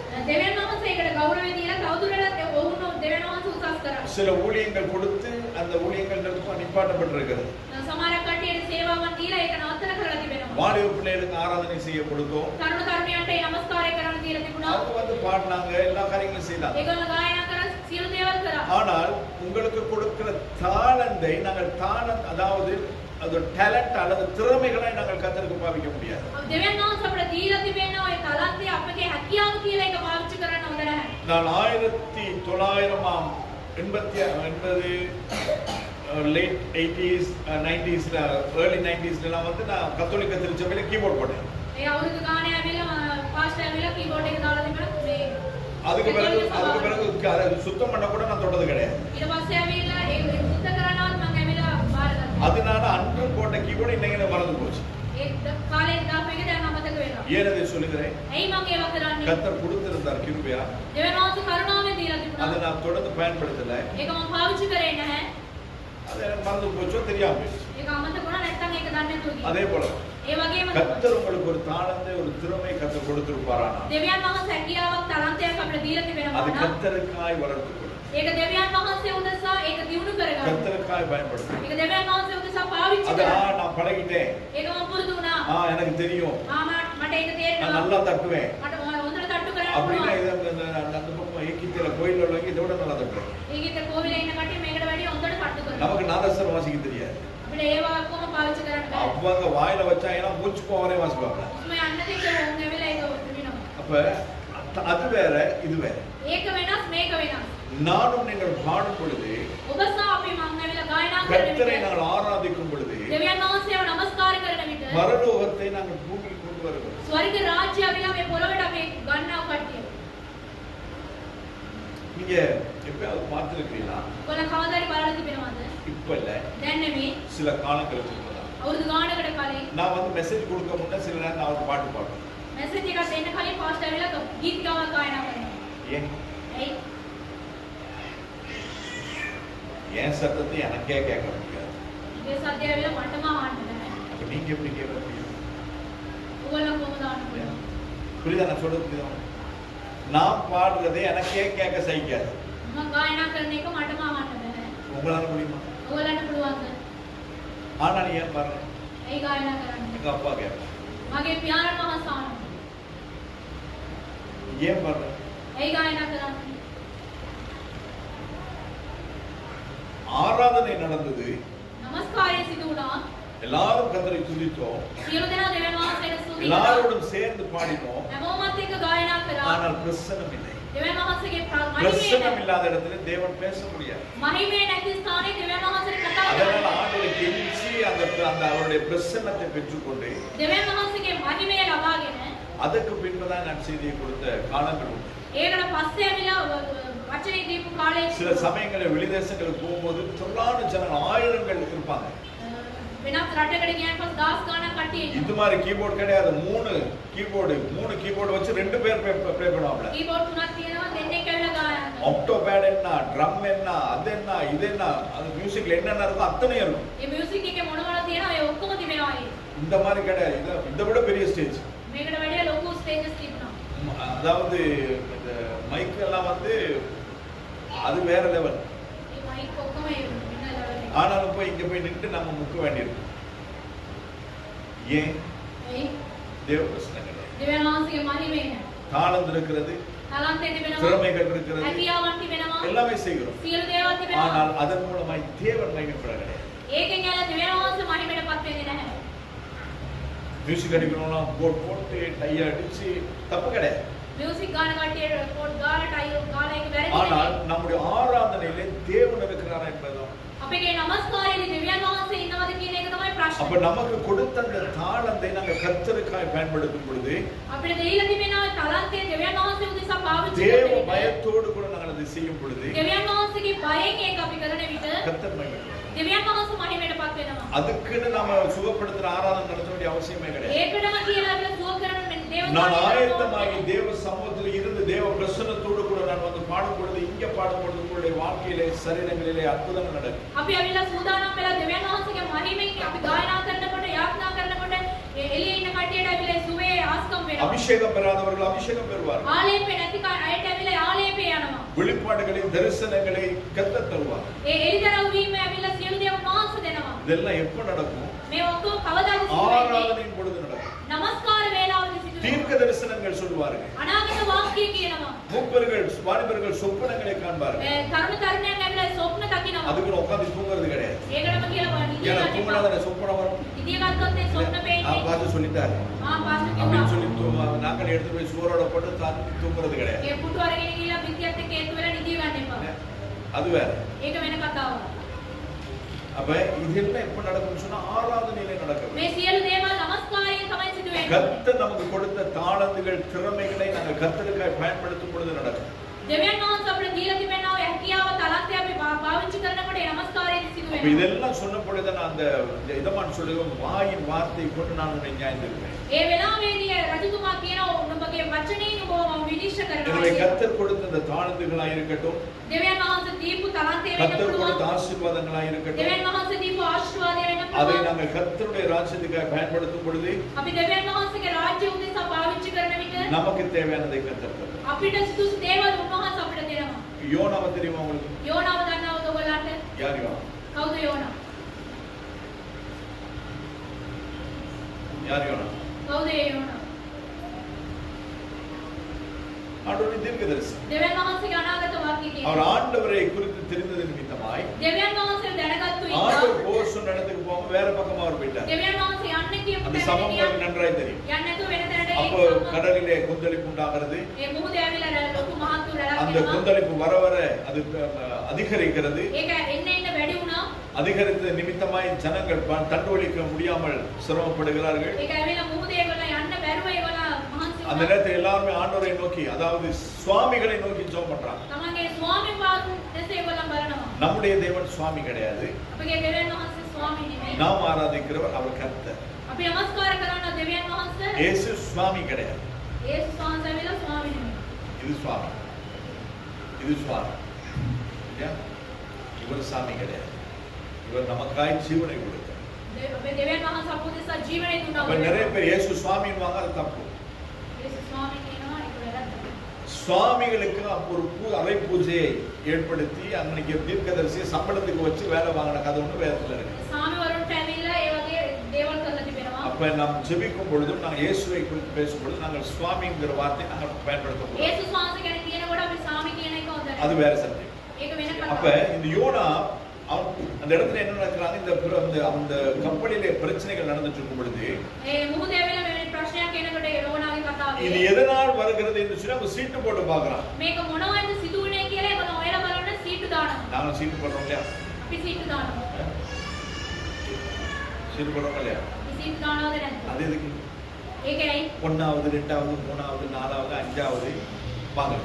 එක සහ පහ වෙනකන් ඒක ගන්නවා. சீட்டு போடுறவங்களுக்கு முதலாவது சீட்டு. සීටු දාන කට්ටියට அது அடுத்து செத்து போயிட்டானா அதுக்கு வேற சீட்டே கிடையாது. ඊට පස්සේ ඇවිල්ලා සීටු නැහැ. இல்லையா? அது வேற சீட். ඒක වෙන இது එක. வந்து பேர் எழுதி போடுறது. මේක නම அப்ப அந்த ලියලා. சீட் தான் நம்ம வேதத்துல இருந்தா எல்லாமே வந்திருக்குது. බයිබලෙන් තමයි அப்ப හැම இந்த இடத்துல දෙයක්ම நம்ம எல்லாரும் யார் இப்ப இந்த கப்பல்ல போற யார் நிமித்தமா இந்த கடல்ல இந்த பிரச்சனை வருகிறது என்று அவர் சீட்டு போட்ட பொழுது මේ මොහොත ඇවිල්ලා මේ වැනි ප්‍රශ්නේ කාගෙන්ද ආවේ කියලා யோனா 1வது அதிகாரம் 7வது வசனத்தை நாம் பார்க்கிறோம்.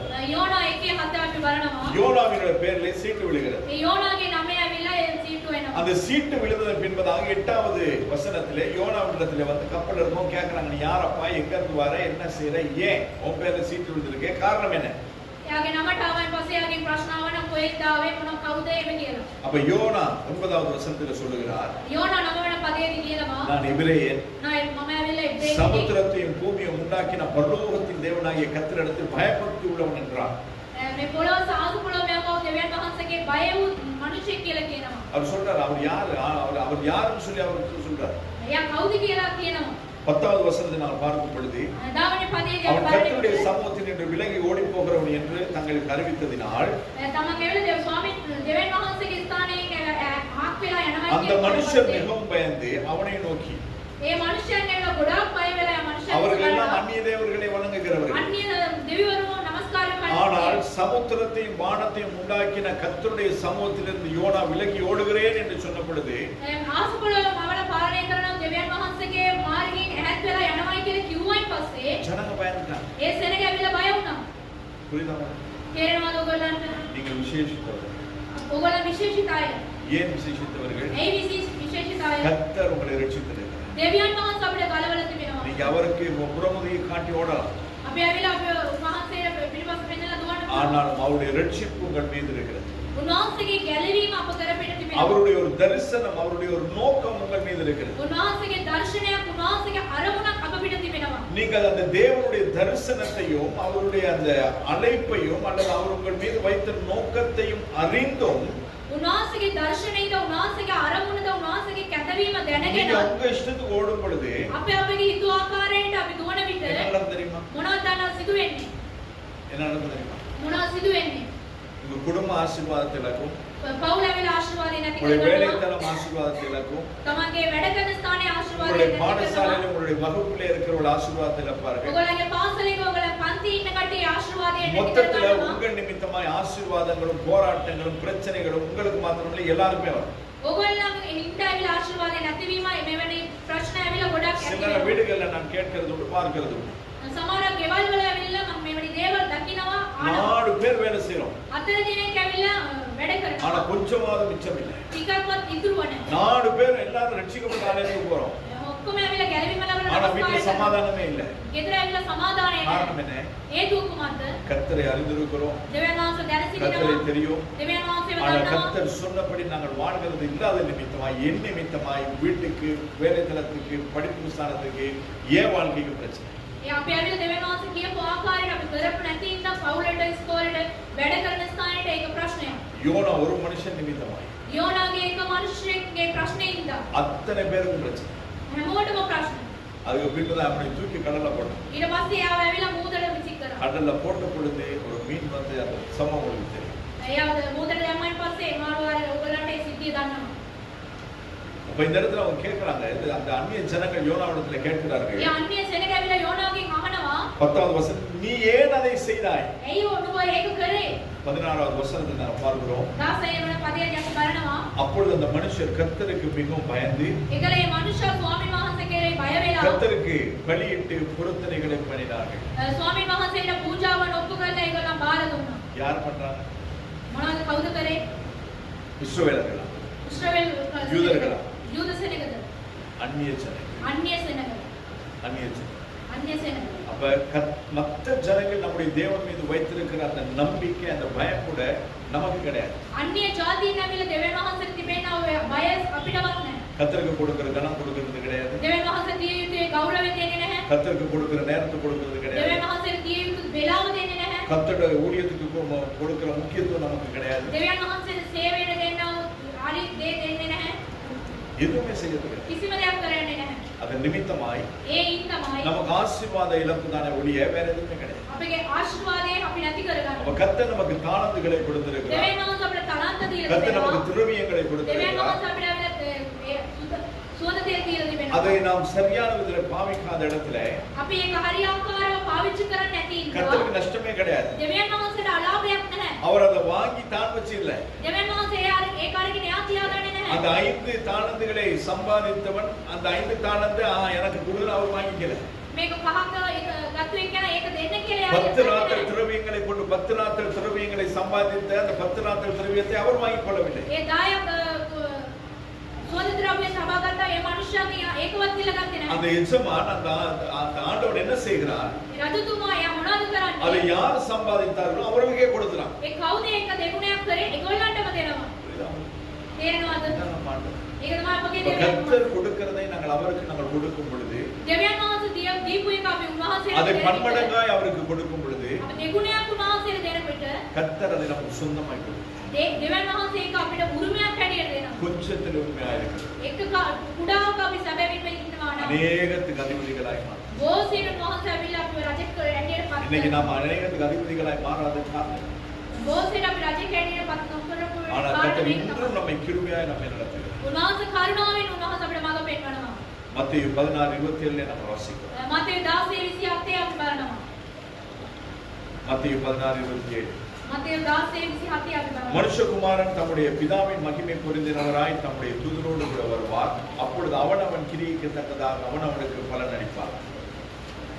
ஆண்டவர் தன்னுடைய தூதரோடு கூட வரும் பொழுது උන්වහන්සේගේ දූතයන්ට එක්ක උන්වහන්සේ එන විට நம்முடைய கிரியைகளுக்கு தக்கதான பலனை கர்த்தர் நமக்கு தருவார். තමන් තමන්ගේ ක්‍රියාව ලෙස උන්වහන්සේ ඇවිල්ලා විපාක අපිට දෙනවා. அதிகமாயும் அல்ல වැඩිපුරත් නෙමෙයි, குறைவாயும் அல்ல. ටිකකුත් නෙමෙයි. நம்முடைய கிரியைகளுக்கு தக்க பலன் அவரோடு கூட வரும். තමන්ගේ ක්‍රියාව ලෙසට උන්වහන්සේගේ විපාකය උන්වහන්සේ අපිට දෙනවා. 2 பேதுரு 3:9 நம்ம வாசிக்கிறோம். දෙක පේත්‍ර 3 9 අපි බලනවා. 2 பேதுரு 3:9 දෙක පේත්‍ර 3 9 தாமதிக்கிறார் என்று சிலர் எண்ணுகிறபடி ප්‍රමාද වෙනවයි කියලා සමහරක් කට්ටිය හිතන විට கர்த்தர் தமது வாக்குத்தத்தத்தை குறித்து தாமதியாமல் උන්වහන්සේගේ පොරොන්දු වචනය කියන උන්වහන්සේ ප්‍රමාද වෙන්නේ නැතුව ஒருவரும் கெட்டு போகாமல் කවුරුත් එක්කෙනෙක්වත් විනාශ වෙන්නේ නැතුව எல்லாரும் மனம் திரும்ப வேண்டும் என்று விரும்பி හැමෝම ගැලවෙන්න ඕනේ කියලා උන්වහන්සේ සිතලා நம்மை நீடிய பொறுமை உள்ளவராய் இருக்கிறார். උන්වහන්සේ ඉතා වූ උන්වහන්සේ ඉවසිලිවන්තකමෙන් ඉන්නවා. ஏன் ஆண்டவர் இன்னும் ஏன் வரல? දෙවියන් වහන්සේ ඇයි තවත් ආවේ නැත්තේ? ஏன் வரல? ඇයි ආවේ නැත්තේ? நம் மீது பொறுமை உள்ளவராய் උන්වහන්සේ අපෙන් ඇවිල්ලා ඉවසීමෙන් ඉන්නවා. ரட்சிக்கப்பட்ட நானும் நீங்களும் ගැලවීම ලැබුවා ඔබ සමම உலகத்துக்கு உள்ள நியாய தீர்ப்பு அது வேற.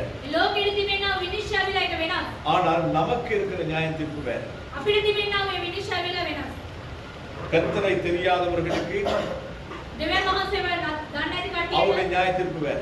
එයාගේ විනිශ්චය විලා වෙනස්. கர்த்தரை தெரிந்த உங்களுக்கும் எனக்கும் அவருடைய நியாய தீர்ப்பு வேற. දෙවියන් වහන්සේ දැනගත්තා වූ ඔබට සහ මට ඇවිල්ලා විනිශ්චය වෙනස්. அவர்கள் எப்படி நியாய தீர்ப்பார்னு கர்த்தர் நமக்கு தெரியாது. ඒගොල්ලන්ට කොහොමද විනිශ්චය කරයි කියලා ඒක දන්නේ ஆனால் නැහැ. நம்ம எப்படி நியாய தீர்க்க போகிறார் என்று நமக்கு தெரியும். අපිව කොහොමද උන්වහන්සේ විනිශ්චය කරන්න යන්නේ කියලා අපිට அவருடைய வார்த்தையின்படி நாங்கள் நம்மை மாற்றிக்கொண்டு நாங்கள் வாழ்ந்து அவருடைய வருகையில் நாங்கள் போவோமானால் උන්වහන්සේගේ වචනය පරිදි අපිව වෙනස් කරගෙන උන්වහන්සේගේ ඊමේලි අපි යනවා නම් பரலோக ராஜ்யம் நமக்கு உண்டாகும். ස්වර්ග රාජ්‍ය අපිට ඇති වෙනවා. 1000 வருஷ அரசாட்சியில் நாங்கள் අවුරුදු பங்கு 1000 ගානක පාලනය තිබෙනවා வெள்ளை අපිට. சிங்காசனத்தின் நியாயத்தீர்ப்பின் பொழுது நாங்கள் தேவனுக்கு முன்பதாக நியாயத்தீர்க்க நிற்க மாட்டோம். ඒ සුදු ස්ථානයේදී අපි විනිශ්චය වේලාවෙදී අපි ඉන්නේ නැහැ. ஏன்னா ஏற்கனவே நம்மை பரலோக நாடு கொண்டு போயிட்டார்.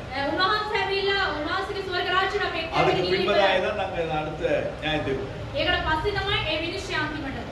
அப்ப இன்னும் கர்த்தர் ஏன் அவருடைய வருகை தாமதிக்கிறது என்றால் நானும் நீங்கள் மனம் திரும்ப வேண்டும் என்று கர்த்தர் நமக்காய் பொறுமையோடு கொள்கிறார். උන්වහන්සේගේ පැමිණීම ඇයි ප්‍රමාද වෙන්නේ? ඔබ සහ මම ඇවිල්ලා ඒ අරියාකාරව ජීවත් වෙන්න ඕනේ. வேற யாருக்காகவும் கர்த்தர் வராமல் වෙන කා උදෙසා නෙමෙයි. என் நிமித்தமாய் கர்த்தர் பொறுமையாயிருக்கிறார். මා උදෙසා උන්වහන්සේ ඉවසිලිවන්ත කමෙන් ඉන්නවා. ரட்சிப்பை பெற்ற நானும் நீங்கள் இன்னும் மாறவில்லை. ගැලවීම ලැබුවා ඔබ සහ මම ඇවිල්ලා அவர் වෙනස් நமக்கு වෙන්න ඕනේ. கொடுத்த தானந்துகளிலே நாம் என்ன செய்கிறோம் என்பதை குறித்து கர்த்தர் நாளை பேசிக் கொண்டிருக்கிறார். උන්වහන්සේ අපිට දීලා තිබෙනවා ඒ තරන්තය තුල අපි තියාගෙන මොනවද කරන්නේ ஏசியில கட்டி வச்சிட்டோம் நானும் ඒක AC එකේ ගැට ගාලා තිබ්බයි அப்படியே இல்லைன்னா நாங்க மண்ணுல புதைச்சு வச்சுட்டாலும் ඒ පස්කොඩ යට දාලා අපි සංගමලා තිබ්බා. கர்த்தர் அதை எடுத்து 10 ராத்திரி சம்பாதிச்சவனிடத்துல கொடுத்துட்டு ඒක අරගෙන උන්වහන්සේ 10ක් අම්බ කරව මනුෂ්‍යයට දීලා அவனை நம்மளை கொண்டு போய் போட வேண்டிய இடத்துல போட்டுருவார். අපිව ගිහිල්ලා ඇවිල්ලා දාන ස්ථානේ දාලා இந்த නිමුත. லூக்கா எழுதின சுவிசேஷத்தை வீட்டுல போய் வாசிச்சு ඒ பாருங்க. ලූකා පොතේ ඇවිල්ලා ගෙදර ගිහිල්ලා කියවලා அந்த බලන්න. இடத்துல இருக்கிற மத்தவங்க கேக்குறாங்க ඒ ස්ථානේ ඉන්නව අනිත් අය ආනවා. அவனுக்கு 10 ராத்திரி இருக்கு தானே, එයාට ඇවිල්ලා 10ක් තිබෙනවා. அவனுக்கு ஏன் இந்த மறுபடியும் 10 இந்த ஒன்னையும் கொடுக்குறீங்க? ඇයි එයාට ඇවිල්ලා මේ එකක් දෙන්නේ? ஒண்ணு கிடையாது, இங்கேயும் 10 தான். මේ එකක් නෙමෙයි මෙතන. எல்லாரும் 10 தான் கொடுத்துருக்காங்க. ඒ හැමෝටම 10 තමයි දෙන්නේ. அப்ப இந்த 10 ஏற்கனவே 10 ராத்திரி அவன்கிட்ட இருக்குது. එයාට ඇවිල්ලා වැඩිපුර 10ක් තිබෙනවා. அவனுக்கு கொடுத்த 10 ராத்திரி திரவியம், එයාට දීපු 10, அவன் சம்பாதித்த 10 ராத்திரி திரவியம், එයා හම්බ කරවු 10, இவன் சீலையிலே கட்டி வைத்த 10 ராத்திரி திரவியம் எடுத்து அங்கதான் அவனுக்கு கொடுக்குறான். එයා ඇවිල්ලා පොඩි බැඳලා තියපු ඒ 10ම එයාට අරන් அப்ப දෙනවා. பக்கத்துல இருக்கிறவங்க கேக்குறாங்க, அவனுக்கு ஏற்கனவே இருக்குது, எதுக்கு அவனுக்கு மறுபடியும்? එයාට වැඩිපුර තියෙනවනේ ඇයි එයාට දෙන්නේ කියලා. அப்படிதான் நாங்க கேட்கப்போம். இன்னைக்கு அப்படிதான் நாம கேட்டுட்டு දැනුත් අපි ඒව තමයි ආගෙන ඉන්නේ. அவங்களுக்கே ஏன் செய்றீங்க? එයාට මේ அவங்களுக்கு ஏன் கொடுக்குறீங்க? එයාටයි දෙන්නේ. அவங்களுக்கு எதுக்கு இது? එයාට මොකටද මේක? கர்த்தர் கொடுக்க சித்தமா இருந்தா உனக்கு என்ன? දෙවියන් වහන්සේට දෙන්න ඕනේ නම් ඔයාට මොකද ප්‍රශ්න? நாம பாஸ்டர் ஜெரோம குறிச்சோ ජෙරොම් ගෙනවත් இல்ல நான் பாஸ்டர் வேற யாரு ஜான் ஜெபராஜ் குறிச்சோ පාස්ටර් ජෝන් ජබරාජ් ගෙනවත් நான் பாஸ்டர் பெனியன் குறிச்சோ පාස්ටර් බෙනීන් ගෙනවත් நான் கேள்வி கேட்க வேண்டிய அவசியமே අපි கிடையாது. ප්‍රශ්න අහන්න ඕනේ නැහැ. கர்த்தர் அவருக்கு கொடுக்குறார். දෙවියන් වහන්සේට දෙනවා. கர்த்தர் அவங்களுக்கு கர்த்தர் கொடுக்குறாரு, யார் கொடுக்குறாரு தெரியாது. ස්වාමීන් වහන්සේ දෙනවද කවුද දෙනවද කියලා கர்த்தர் கொடுத்தா சோத்ரா, දෙවියන් වහන්සේ දුන්නොත් ස්තුතියි. அப்படி இல்லைன்னா அவங்களுக்கு கொடுத்ததுக்கு அவங்க கணக்கு கணக்கு. නැත්නම් ඒගොල්ලෝ දෙවියන් වහන්සේ ගණන් දෙනවා. எனக்கு கர்த்தர் இவ்வளவுதான் கொடுக்குறாரா, දෙවියන් වහන්සේ මට මෙච්චරයි ස්තෝත්‍ර. දෙන්නේ. ස්තුති වේවා. இந்த அளவுக்கு நான் கணக்கு கொடுத்தா போதும். මේ අනුව මම ගණන් දුන්නත් ඇති. இவ்வளவுக்கு நான் கணக்கு கொடுக்க வேண்டிய அவசியம் கிடையாது. මෙච්චර ලොකුවට ගණන් දෙන්න எனக்கு ඕනේ නැහැ. கொடுத்திருக்கிறவங்களுக்கு கணக்கு கொடுத்தா போதும். මගේ දීපු කට්ටියට ගණන් දුන්නත් ඇති. அதனால தான் எப்பவுமே நான் உங்களுக்கு சொல்லுவேன், හැමදාම මම කියන්නේ. உங்களுடைய பர்சனல்ல எந்த விதமான சண்டையோ சச்சரவோ கோபமோ தாபமோ கிடையாது. ඔයාලගේ පෞද්ගලික ජීවිතයේ කිසිම ප්‍රශ්නයක් කිසිම දෙයක් නැහැ. உங்களை என்னை நம்பி கர்த்தர் கொடுத்திருக்கிறார். ඕගොල්ලන්ව පාස්ටර් විශ්වාස කළ දෙවියන් වහන්සේ දීලා அப்ப තිබෙනවා. இந்த சபையை நான் சரியாய் விசாரித்து நடத்தி பிரதான மேற்பன் வரும்பொழுது அவரிடத்துல நான் கொடுப்பேன். මේ සභාව හරි ආකාරයට අදලා මහත්තුවේ රජතුමා එන විට යාර දෙන්න ඕනේ. බාර දෙන්න. அதுக்காக தான் இன்னைக்கு நான் பேசுறேன். ඒ ඉන්න තමයි දැන් මම කතා කරන්නේ. இல்லைன்னு சொன்னா ஆசீர்வாத வசனங்கள் ஏராளம் இருக்கு. ආශිර්වාදයේ වචනේ බොහෝමයක් තිබෙනවා. 5000க்கும் அதிகமான வாக்குத்தத்தங்கள். 5000කට වැඩිය පොරොන්දු වචන තිබෙනවා. ஒவ்வொரு ஞாயிற்றுக்கிழமை வாக்குத்தத்தங்களே பேசின 110 வருஷங்களுக்கு நான் வாக்குத்தத்தம் பேசலாம். පොරොන්දු වචන ගොඩක් තිබෙනවා බයිබලයේදී. கேட்க நீங்களும் இருக்க மாட்டீங்க, பேச நானும் இருக்க மாட்டேன். ආන්න ඔයගොල්ලන්ත් නෑ කතා කරන්න අපි නෑ. ஏன்னா எவ்வளவு நாள் நான் வாழ போறேன்னு எனக்கே தெரியாது. දවස් කීයක් ජීවත් වෙනවද කියලා දන්නේ නෑ. நீங்க எவ்வளவு நாள் இருப்பீங்கன்னு யாருக்குமே தெரியாது. ඔයගොල්ලෝ කොච්චර දවස් ඉඳීද කියලා அப்ப දන්නේ නෑ. இன்று கர்த்தர் என்னை உங்களை ஜீவனோடு வைத்திருக்கிறார். අද වඩතුරු දෙවියන් වහන්සේ ජීවිතවල අතර அப்ப තබා இன்று තිබෙනවා. நானும் நீங்கள் செய்ய வேண்டியது நாங்கள் செய்ய வேண்டியவர்களாயிருக்கிறோம். අද උන්වහන්සේ කරපු දේවල් කරන්න නැති දේවල් අපි කරන්න ඕනේ. அப்ப இன்னும் கர்த்தர் நம்மை பொறுமையாயிருக்கிறார். අද වඩතුරු උන්වහන්සේ අප තුලින් විමසීමෙන් ඉන්නවා. 1 பேதுரு 4வது அதிகாரம் 1 පේත්‍රස් 6 වන 17 18 நாங்கள் வாசிப்போம். 17 18 අපි කියවලා බලන විට 1 பேதுரு 4வது அதிகாரம் 1 පේත්‍රස් 4 වන இந்த පරිච්ඡේදය வசனங்கள் மிகவும் முக்கியமான வசனங்கள். මේ වචනේ ඉතා වැදගත්. 4வது அதிகாரம் 17 18வது வசனம். 17 18 நியாய தீர்ப்பு විනිශ්චය எங்க தொடங்குனா? කොහෙන්ද පටන් ගන්නෙ? எங்க எங்க தொடங்குது?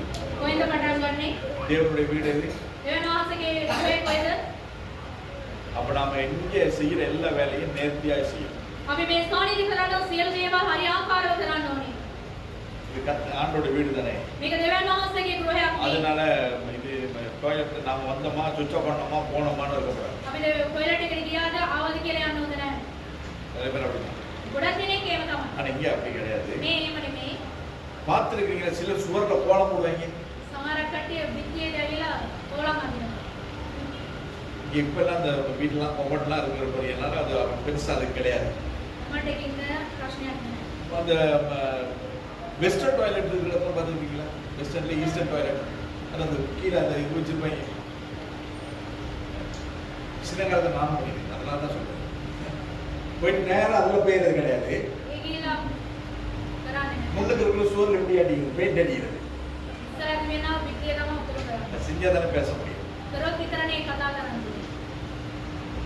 அப்ப கர்த்தருடைய வீட்டுல அப்படி பண்ண முடியும். ස්වාමීන් වහන්සේ ගෘහයේදී එහෙම කරන්න බෑ.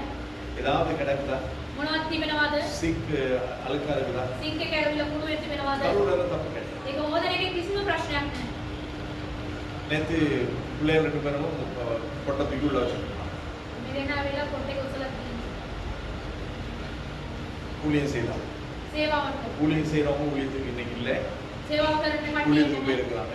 ඒගොල්ලෝ සේවාව ஆனா இந்த කරනවා. அந்த இடத்தை நிரப்புறதுக்கு கர்த்தர் யாரையும் வச்சிருக்காங்க. ඒ ස්ථානයේ පුරවන ස්වාමීන් වහන්සේ කාවරි நான் කරලා இல்லைன்றதுக்காக ஊழியம் நடக்காது, நிக்காது. මම නැහැ කියලා මේ සේවාව கர்த்தர் නවතින්නේ නැහැ. இல்லைன்னா மட்டும்தான் நடக்காது. ස්වාමීන් වහන්සේ නැත්තොත් විතරමයි මේ அப்ப සේවාව නවතින්නේ. கர்த்தருடைய இது கர்த்தருடைய வீடு. මේක දෙවියන් වහන්සේගේ ගෘහයක්. அப்ப அவருடைய நியாயத்தீர்ப்பு எங்க ஆரம்பிக்குது? මේ විනිශ්චය කොහෙන්ද පටන් ගන්නෙ? எங்க ஆரம்பிக்குது? කොහෙන්ද පටන් ගන්නෙ? நியாயத்தீர்ப்பு தேவனுடைய வீட்டிலே துவங்கும் காலமாய் இருக்கிறது. මේ විනිශ්චය විල දෙවියන් වහන්සේගේ ගෘහේ පටන් ගන්නව කාලයක් நியாயத்தீர்ப்பு තිබෙනවා. வெளியில ஆரம்பிக்காது, உலகத்துல ஆரம்பிக்காது, මේ ලෝකේ නෙමෙයි මේ විනිශ්චය පටන් ගන්නෙ. இத்தாலியில ஆரம்பிக்காது, ඉතාලියේ පටන් ගන්නේ නැහැ. யுஎஸ்ல ஆரம்பிக்காது, US එකේ පටන් ගන්නේ නැහැ. அந்தந்த தேசங்களில் இருக்கிற தேவனுடைய ஆலயத்திலே ஆரம்பிக்கும். ඒ දේශවල වල තිබෙනා දෙවියන් වහන්සේගේ මාලිගාවල් වල அப்ப තමයි පටන් முந்தி ගන්නේ. நம்மிடத்திலே அதை துவங்கினார். පටන් ගැනීමේදී අපෙන් පටන් ගත්තොත් தேவனுடைய சுவிசேஷத்துக்கு கீழ்ப்படியாதவருடைய முடிவு என்னமா இருக்கும்? දෙවියන් වහන්සේගේ සුභාරංචනයේ කීකරු නොවන්නන්ගේ ජීවිතය ඇවිල්ලා අන්තිමට කොහොමද තිබෙන්නේ? ரட்சித்த நமக்கே தண்டனைனா, ගැලවීම ලැබපු අපිටම ප්‍රශ්න නම් දඬුවම නම් சுவிசேஷம் சொல்லியும் கீழ்ப்படியாதவங்களுடைய நிலைமை ඒ என்னவா இருக்கும்? සුභාරංචිය කියලා කීකරු වෙන්නේ නැති කට්ටියට මොනවද වෙන්නේ? நம்முடைய உறவுகளுக்கு நாங்கள் சொல்லியிருப்போம் என்று நான் අපගේ நம்புகிறேன். නෑ අයට අපි කියලා තිබෙනවා. அப்ப அது சொல்லியும் நம்முடைய உறவுகள் சுவிசேஷத்தை ஏற்றுக்கொள்ளவில்லை என்றால், අපි කියලාත් ඒගොල්ලෝ ඒක පිළිගත්තේ නැත්නම් அவர்களுடைய சுவிசேஷத்தை கேட்டவருடைய நிலைமை என்னவாயிருக்கும்? ඒ සුභාරංචිය ආපු කට්ටියට මොනවද වෙන්නේ? 18வது வசனம் சொல்லுகிறது, 18 වන පදේ කියනවා. நீதிமானே ரட்சிக்கப்படுவது அரிதானால். ධර්මිෂ්ඨයාම ගැලවෙන එක අමාරුයි නා. யார் நீதிமான்? කවුද ධර්මිෂ්ඨයා? நீதிமான் யார்? කවුද ධර්මිෂ්ඨයා? என்ன ஒண்ணுமே பதில் சொல்ல மாட்டேங்கிறீங்க, எல்லாம் துக்கமா இருக்கீங்களோ? சிஸ்டர் போயிட்டாங்களா அப்படின்னு ஏதாவது போனதே நல்லது ඒක හොඳයි. அப்படின்னு இருக்கிறீங்களா? ඒ වෙන්නවා. சொல்லுங்க. ஆண்டவராய் இயேசு கிறிஸ்துவை சொந்த ரட்சகராய் ஏற்றுக்கொண்டு යේසුස් වහන්සේගේ ගැලවුම් කරුවෙක් කැඩෙන පිළි අරගෙන நம் பாவங்களை அறிக்கை செய்து තමන්ගේ පාපය කියා දීලා மூழ்கி ஞானஸ்தானம் எடுத்து බෞතිස්ම ගත්තා වූ சபையிலே ஆராதிக்கிற நானும் நீங்களும் நீதிமான்கள். සභාවේ නමස්කාර කරන්න ඔබ සමම அப்ப ධර්මශ්‍රේෂ්ඨ. நாட்டுடைய வேத வசனம் சொல்லுகிறது, මගේ දෙවියන් වහන්සේගේ වචනේ කියනවා நீதிமானே ரட்சிக்கப்படுவது அரிதானால். ධර්මශ්‍රේෂ්ඨයාම ගැලවෙන්න එක අමාරුයි නා. நீதிமானே ரட்சிக்கப்படுவது அரிதானால் ධර්මශ්‍රේෂ්ඨයාම ගැලවෙන්න අමාරුයි නා. பக்தி இல்லாதவனும் භක්තිය නැති එක්කෙනා பாவியும் පව්කාරයා எங்கே நிற்கும்? එයා කොහෙද ඉන්නේ? புரியுதா? வேதம் எவ்வளவு பயங்கரமானது. ඒකේ බයිබලය ඇවිල්ලා කොච්චර භයංකාරයිද? ரட்சிக்கப்பட்ட நாமே ரட்சிக்கப்பட்டது அரிதானால். ධර්මිෂ්ඨ කරනවා අපිම ඇවිල්ලා ගැලවෙන්න එක අමාරුයි නා. ரட்சிக்கப்பட்டது அரிதானால்னா ஆண்டோடைய வருகையிலே போகிறது அரிதானால். දෙවියන් වහන්සේගේ ඉමේදී අපි ගියේ නැත්නම් சபையில ஆராதிச்சதுக்கு நான் பரலோகம் போக மாட்டேன். සභාවේ අපි නමස්කාර කරයි කියලා අපි தசமபாகம் காணிக்கை கொடுத்ததுக்காக பரலோகம் போக மாட்டேன். දසෙන් කොට සම්මාදම දුන්නයි කියලා සුවර් தான රාජ්‍යය தர்மங்கள் යන්නේ. நற்கிரியைகள் செய்ததினாலே நாங்கள் பரலோகம் போக மாட்டோம். අනිත් අයට උදව් කරයි මෙවැනි දේවල් කරයි කියලා අපි සුවර් රාජ්‍යය යන්නේ නැහැ. வேதத்தின்படி வாழாதவர்களுக்கு வேதம் தான் நியாயம். බයිබලයෙන් පරිදි අපි ජීවත් වුණේ නැති කට්ටියට මේ බයිබලය තමයි அப்ப இதன்படி நாங்கள் வாழாத நமக்கு இதன்படி நியாயம். මේ පරිදි අපි ජීවත් වුණේ නැත්නම් මේකෙන්ම තමයි අපිට இப்ப විනිශ්චය நாங்கள் වෙන්නේ. பெற்றுக்கொண்ட ரட்சிப்பை நாங்கள் கடைசி வரையிலும் காத்துக்கொள்ள வேண்டும். අපි ලබාගත්තා වූ මේ ගැලවීම අන්තිම වෙනකම් ආරක්ෂා ஒன்றே කරගන්න. நான் மரிக்கும் வரையும் காத்துக்கொள்ள வேண்டும். එකක් ඇවිල්ලා අපි නැති වෙනකම් මැරෙන්න තෙක් අපි ඒක அல்லது පාවිච්චි ஆண்டுடைய කරන්න. வருகை வரையும் தான் காத்துக்கொள்ள வேண்டும். නැත්නම් උන්වහන්සේගේ ඊමත් එක්ක ඒක ඇවිල්ලා අපි ආරක්ෂා அப்படி කරගන්න. காத்துக்கொள்வோமானால் එහෙම අපි ආරක්ෂා කරගන්නවා නම් நான் ஆண்டவர்கிட்ட ஒரு காரியம் கேட்டேன். එක දෙයක් මම දෙවියන් වහන්සේගෙන් කිව්වා. ஆண்டவரே நான் சாகுதுனா මම මැරෙනවා නම් ஆராதனை இப்ப செய்தி முடிச்சுட்டு මේ වගේ නමස්කාරය කරනවා නම් கர்த்தருடைய ஆசீர்வாதத்தை காக்க கடவர் දෙවියන් වහන්සේ ඔයගොල්ලෝ ආශිර්වාද කරන්න. இதெல்லாம் சொல்லி ஆசீர்வதிச்சுட்டு මේ වගේම මම ආශිර්වාද කළා. என்னை ஆசீர்வதித்து என்னை பெருக செய்து அப்படி பாடி முடியும் பொழுது මේ ගීතිකාව ஷாலோம் கர்த்தர் ஆசீர்வதிப்பார்னு சொன்னதோட டக்குன்னு ஒழுங்கு செலுத்து. මේ දෙවියන් වහන්සේ ආශිර්වාද කරයි කියන වෙලාවෙ මැරෙනවා. இதான் நான் ஆண்டவருக்கு මේක තමයි මම දෙවියන් වහන්සේ කියන්නේ. ஊழியம் செய்துட்டு සේවාව කරලා ඉවර වෙලා මම මැරෙනවා. சும்மா சாவு. නිකන් නෙමෙයි. ஏதோ சொல்லுவாங்க காலை மறைந்தோட மச்சாங்க காலை மறைந்தோம் என்ன செய்யணும்? வயிற்றை சாப்பிட்டு வெடிச்சு செத்தாலும் பரவாயில்ல, பட்டினியில சாப்பிடாது. එහෙම නැතුව මැරෙනවා. அதை போல கர்த்தர் ஊழியம் செய்து எதையாயும் செய்துட்டு சாப்பிடும். දෙවියන් වහන්සේ උදෙසා මොනවාරි කරලා මැරෙනවා. பிறந்தமா வாழ்ந்தமா சித்தமா நடத்துகிறார். අපි ඉපදුනාද ජීවත් වුණාද මැරෙනවයි කියන එක. கர்த்தர் உங்களுக்கும் எனக்கும் தானந்துகளை கொடுத்திருக்கிறார். දෙවියන් වහන්සේ ඔබට සමට ඇවිල්ලා තලන්තේ දීලා තිබෙනවා. திரவியங்களை கொடுத்திருக்கிறார். ඒ සුවඳ ද්‍රව්‍ය දීලා තිබෙනවා. எல்லாரும் ஒண்ணு போல கிடையாது. හැමෝටම එක් එක් ආකාරයට ஒவ்வொருவருக்கும் உங்களுடைய திறமைக்கு ஏற்ப கர்த்தர் கொடுக்கிறார். තමන් තමන්ගේ හැකියාවට අනුව ඒවා දීලා තිබෙනවා. அதை நாம் கர்த்தருக்காய் பயன்படுத்துவோம். ඒක දෙවියන් වහන්සේ උදෙසා පාවිච්චි කරන්න ඕනේ. கொஞ்சத்திலே உண்மையா இருந்தால் අපි ටිකක සැබෑව තිබෙනවා නම් அநேகத்துக்கு அதிபதியாய் கர்த்தர் மாட்டார். උන්වහන්සේ බොහෝසෙට උන්වහන්සේ රජෙක් ඇටියට පත් 2026 வருஷம் அநேகத்துக்கு அதிபதிகளாய் கர்த்தர் மாட்டார். 2026 වන අවුරුද්ද ඇවිල්ලා උන්වහන්සේට බොහෝසෙට இந்த வருஷத்தை கர்த்தர் கொடுக்கிறார். දෙවියන් වහන්සේට අපි සැබෑවෙන්ම ඉන්න ඕනේ. கிட்டத்தட்ட என்ன ஒரு இன்னைக்கு 9ஆம் தேதியா 11 அந்த பக்கம் 30 அப்ப 52 நாள் இருக்கணும் வருஷம் முடியும். අවුරුද්ද ඉවර වෙන දවස් 52ක් 52 நாட்கள் நாம் உண்மையா இருப்போம். දවස් 52 මම දෙවියන් වහන්සේට සැබෑවෙන්ම ඉන්න. கர்த்தருக்கு நம்ம ப்ரூஃப் பண்ணணும். දෙවියන් වහන්සේට මේක බාර ஆண்டவரே என்னாலே விடலாம் මට මෙච්චරයි පුළුවන්. என்னால முடியாத இடத்துல உங்களுடைய கிருபை எனக்கு உண்டாகும். මට බැරි වෙලාවෙදි උන්වහන්සේගේ சொல்லி කරුණාව கர்த்தர் நமக்கு கொடுத்த தானந்துகளை திறமைகளை கர்த்தருக்காய் கர்த்தருடைய ஊழியத்துக்காய் நாங்கள் பயன்படுத்துவோம். දෙවියන් වහන්සේ දුන්නා වූ ඒ තලන්තේ හැකියාව ඇවිල්ලා ස්වාමීන් වහන්සේ උදෙසා උන්වහන්සේ ගෘහය උදෙසා පාවිච්චි கர்த்தர் நம்மை කරමු. ஆசீர்வதிப்பார். ස්වාමීන් වහන්සේ ඔයගලට ආශිර්වාද Hallelujah. හalleluya. So, අපි යාඥා කරමු. நல்ல ஆண்டவரே ஆசீர்வதிக்கப்பட்டது நல்ல நாளுக்காய் சோதரன் යහපත් දෙවියන් වහන්සේ උන්වහන්සේ ආශිර්වාද කරා වූ මේ தேவனை கொடுத்த இந்த 2 வேத பகுதிகளிலிருந்து நம்முடைய பிள்ளைகளோடு கூட பேசுகிறேன். උන්වහන්සේ දුන්නා වූ මේ වචනය තුලින් වචනේ දෙකීම උන්වහන්සේගේ දරුවන්ට කතා කරා. ஆண்டவரே நீர் என் மூலமாய் பேசினது அதற்காக சொல்லுங்கள். උන්වහන්සේ අපිත් එක්ක උන්වහන්සේ කතා කරා ඒ ස්තුතිවන්ත பேசின என்னையும் කතා කරා වූ கேட்ட உங்களுடைய பிள்ளைகளையும் ඇහුවා වූ මේ උන්වහන්සේගේ දරුවන් உங்களுடைய වල வார்த்தையின்படி ஆசீர்வதியும். උන්වහන්සේගේ වචනය අනුව උන්වහන්සේ உங்களுடைய கிருபையின் ආශිර්වාද කරා. கருத்துக்களை எங்களை ஒப்புக் கொடுக்கிறோம். උන්වහන්සේගේ දැහැතර බාර කරනවා. ஒவ்வொருவரையும் ஆசீர்வதியும். හැමෝම උන්වහන්සේ ආශිර්වාද இயேசு කරනවා. கிறிஸ்துவின் மூலமாய் பிதாவே. යේසුස් වහන්සේගේ නාමයෙන් පියාණනි. ஆமென். ආමේන්.